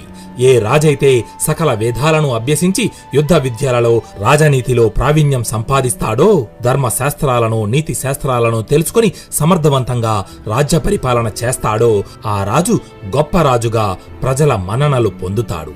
కాబట్టి మీకు యుద్ధ విద్యలు నేర్పడానికి ఒక సమర్థవంతమైన గురువుని ఏర్పాటు చేశాను అని అన్నాడు. అది విన్న రాకుమారులందరూ ఆసక్తిగా, మా గురుదేవుల పేరేమిటి అని అడిగారు. అప్పుడు భీష్ముడు, అతడే అని కురు రాకుమారులకు యుద్ధ విద్యలు నేర్పించడానికి నియమించిన గురువు పేరు భీష్ముడు చెప్పబోతుంటే, సరిగ్గా అప్పుడే పశువుల పాకలోని పశువులన్నీ ఏదో అలజడి రేగినట్టుగా కోపంగా ఒక్కసారిగా వాటికి అడ్డుగా నిర్మించిన కంచెను బద్దలు కొట్టుకుంటూ బయటకు వచ్చి వాటి దారికి అడ్డంగా ఉన్న వాటినన్నిటినీ గుద్దుకుంటూ అత్యంత వేగంగా ముందుకు దూసుకు వెళుతున్నాయి. అది చూసిన భీష్ముడు తన ధనస్సు పట్టుకుని వాటిని ఆపడానికి ముందుకు వెళుతుంటే, ఇంతలో ఆకాశం నుండి ఒక్కసారిగా కుప్పలు తెప్పలుగా బాణాలు దూసుకువచ్చి ఆ పశువులు వెళుతున్న దారికి అడ్డంగా ఒక గోడను నిర్మించాయి. వెంటనే భీష్మునితో సహా కురు రాకుమారులందరూ ఆ బాణాలు వేసింది ఎవరా అని వెనక్కు తిరిగి చూశారు. అక్కడ ఉక్కులాంటి శరీరంతో ధనుర్బాణాలను చేతధరించి తెల్లటి గుర్రంపై ఓ వ్యక్తి వచ్చాడు. అతడిని చూసిన భీష్ముని పెదవులపైన ఆనందంతో ఒక చిన్న చిరునవ్వు వెలసింది. ఆ పశువుల ముందు బాణాలు గోడలుగా మారి అడ్డు నిలవడంతో అవి వాటి దారిని మళ్లించి పక్కదారి వైపు పరుగులు పెడుతున్నాయి. ఆ గుర్రంపై ఉన్న వ్యక్తి గుర్రం మీది నుండి కిందికి దిగి ముందుకి నడుస్తూ తన ధనస్సును ఎక్కిపెట్టి వరుసగా బాణాలు వేయడం మొదలుపెట్టాడు. ఆ పశువులు ఎటు వెళ్తుంటే ఆ దారికి అడ్డంగా ఆ బాణాలు వచ్చి పడి అడ్డుగోడలా మారుతున్నాయి. దానితో ఆ పశువులన్నీ తిరిగి తిరిగి ఇక ఎటు వెళ్లడానికి దారిలేక ఓ చోటుకు వచ్చి ఆగిపోయాయి. అది చూసిన కురు రాకుమారులందరూ ఒక్క క్షణం ఆశ్చర్యంగా ఆ దృశ్యాన్ని చూస్తూ అలా నిలబడి ఉండిపోయారు. అది ఆ పశువులు ఆగిపోయినందుకు కాదు, ఆ పశువులు ఏ చోట నుండి అయితే పారిపోయి పరిగెత్తాయో మళ్లీ తిరిగి ఆ పశువుల పాకలోకే వచ్చి ఆగాయి కాబట్టి. అప్పుడు భీష్ముడు తన ధనుర్విద్యా నైపుణ్యంతో ఆ పశువులను అడ్డగించిన ఆ ధనుర్ధారి వైపు చూస్తూ, మహావీరుడు శరధ్వంతుని కుమారుడు, యుద్ధ విద్యలలో ఆరితేరినవాడు, ఇతడే కృపుడు, మీకు ఇప్పటి నుండి ఆచార్యుడు, కృపాచార్యుడు అని కురురాకుమారులకు వాళ్ళ గురువును పరిచయం చేశాడు భీష్ముడు. ఇక కథలో కొద్దిగా ముందుకు వెళితే, శంతన మహారాజు హస్తినాపురానికి మహారాజుగా ఉన్న సమయంలో గౌతముడు అనే మహాముని ఉండేవాడు. ఆయనకు శరధ్వంతుడు అనే పుత్రుడు జన్మించాడు. కాని ఆశ్చర్యంగా శరధ్వంతుడు పుట్టినప్పుడు అతనితో పాటుగా ధనుర్బాణాలు కూడా పుట్టాయి. బ్రాహ్మణ కుమారుడు అయినా కూడా శరధ్వంతుడు వేదాలను అధ్యయనం చేయడంలో ఆసక్తి చూపలేదు. అతడికి ధనుర్వేదమంటే అంతులేని ఇష్టం. ఆ ఇష్టంతోనే అతడు ధనుర్వేదం అభ్యసించాడు. ధనుర్విద్యలో అతనిని మించిన వారు లేరు అన్నంతగా ప్రావీణ్యాన్ని సంపాదించాడు.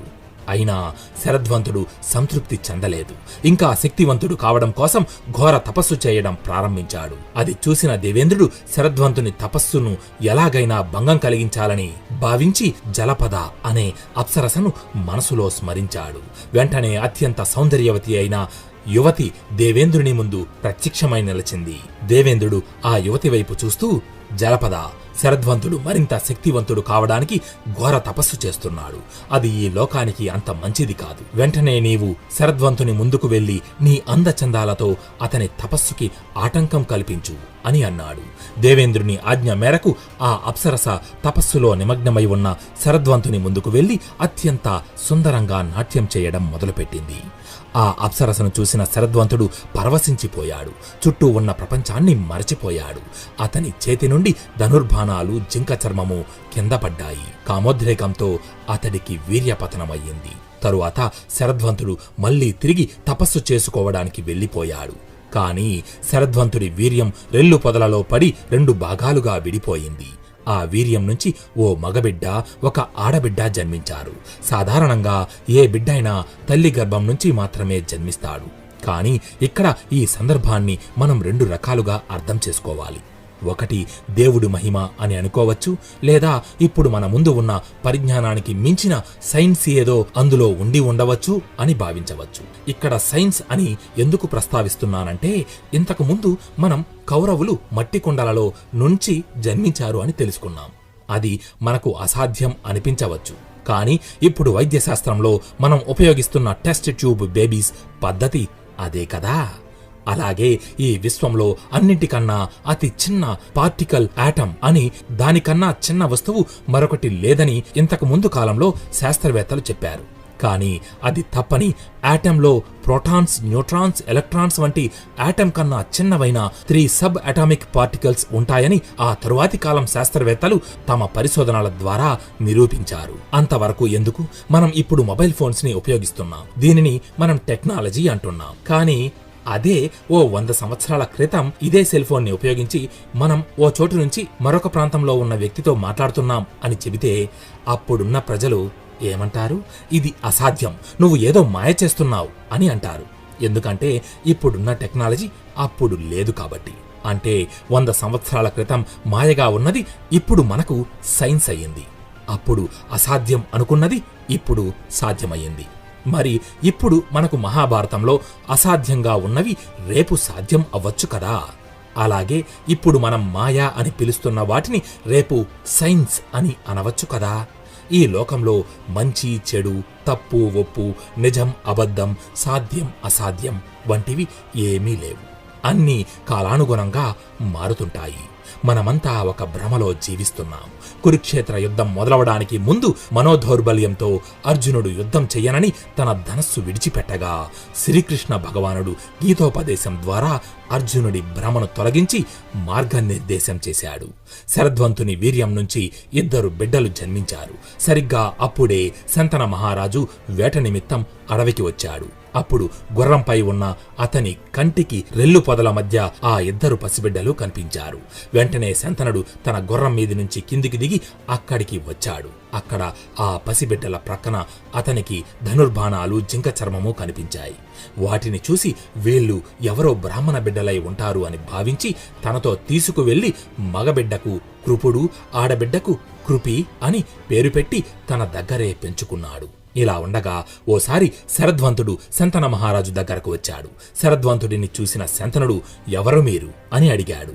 దానికి శరధ్వంతుడు, మహారాజా, నేను గౌతమ మహాముని కుమారుడను, శరధ్వంతుడను. మీ దగ్గర పెరుగుతున్న కృపుడు, కృపి నా బిడ్డలే అని జరిగిన విషయమంతా చెప్పి, మహారాజా, నేను ధనుర్విద్యలో నిపుణుడిని, యుద్ధ విద్యలలో ప్రావీణ్యుడిని. నా కుమారుడు కృపుడిని నాతో పంపించండి. వాడిని సర్వశ్రేష్ఠుడిగా తీర్చిదిద్ది తిరిగి మీకు అప్పగిస్తాను అని చెప్పి కృపుడిని తనతో తీసుకువెళ్లాడు.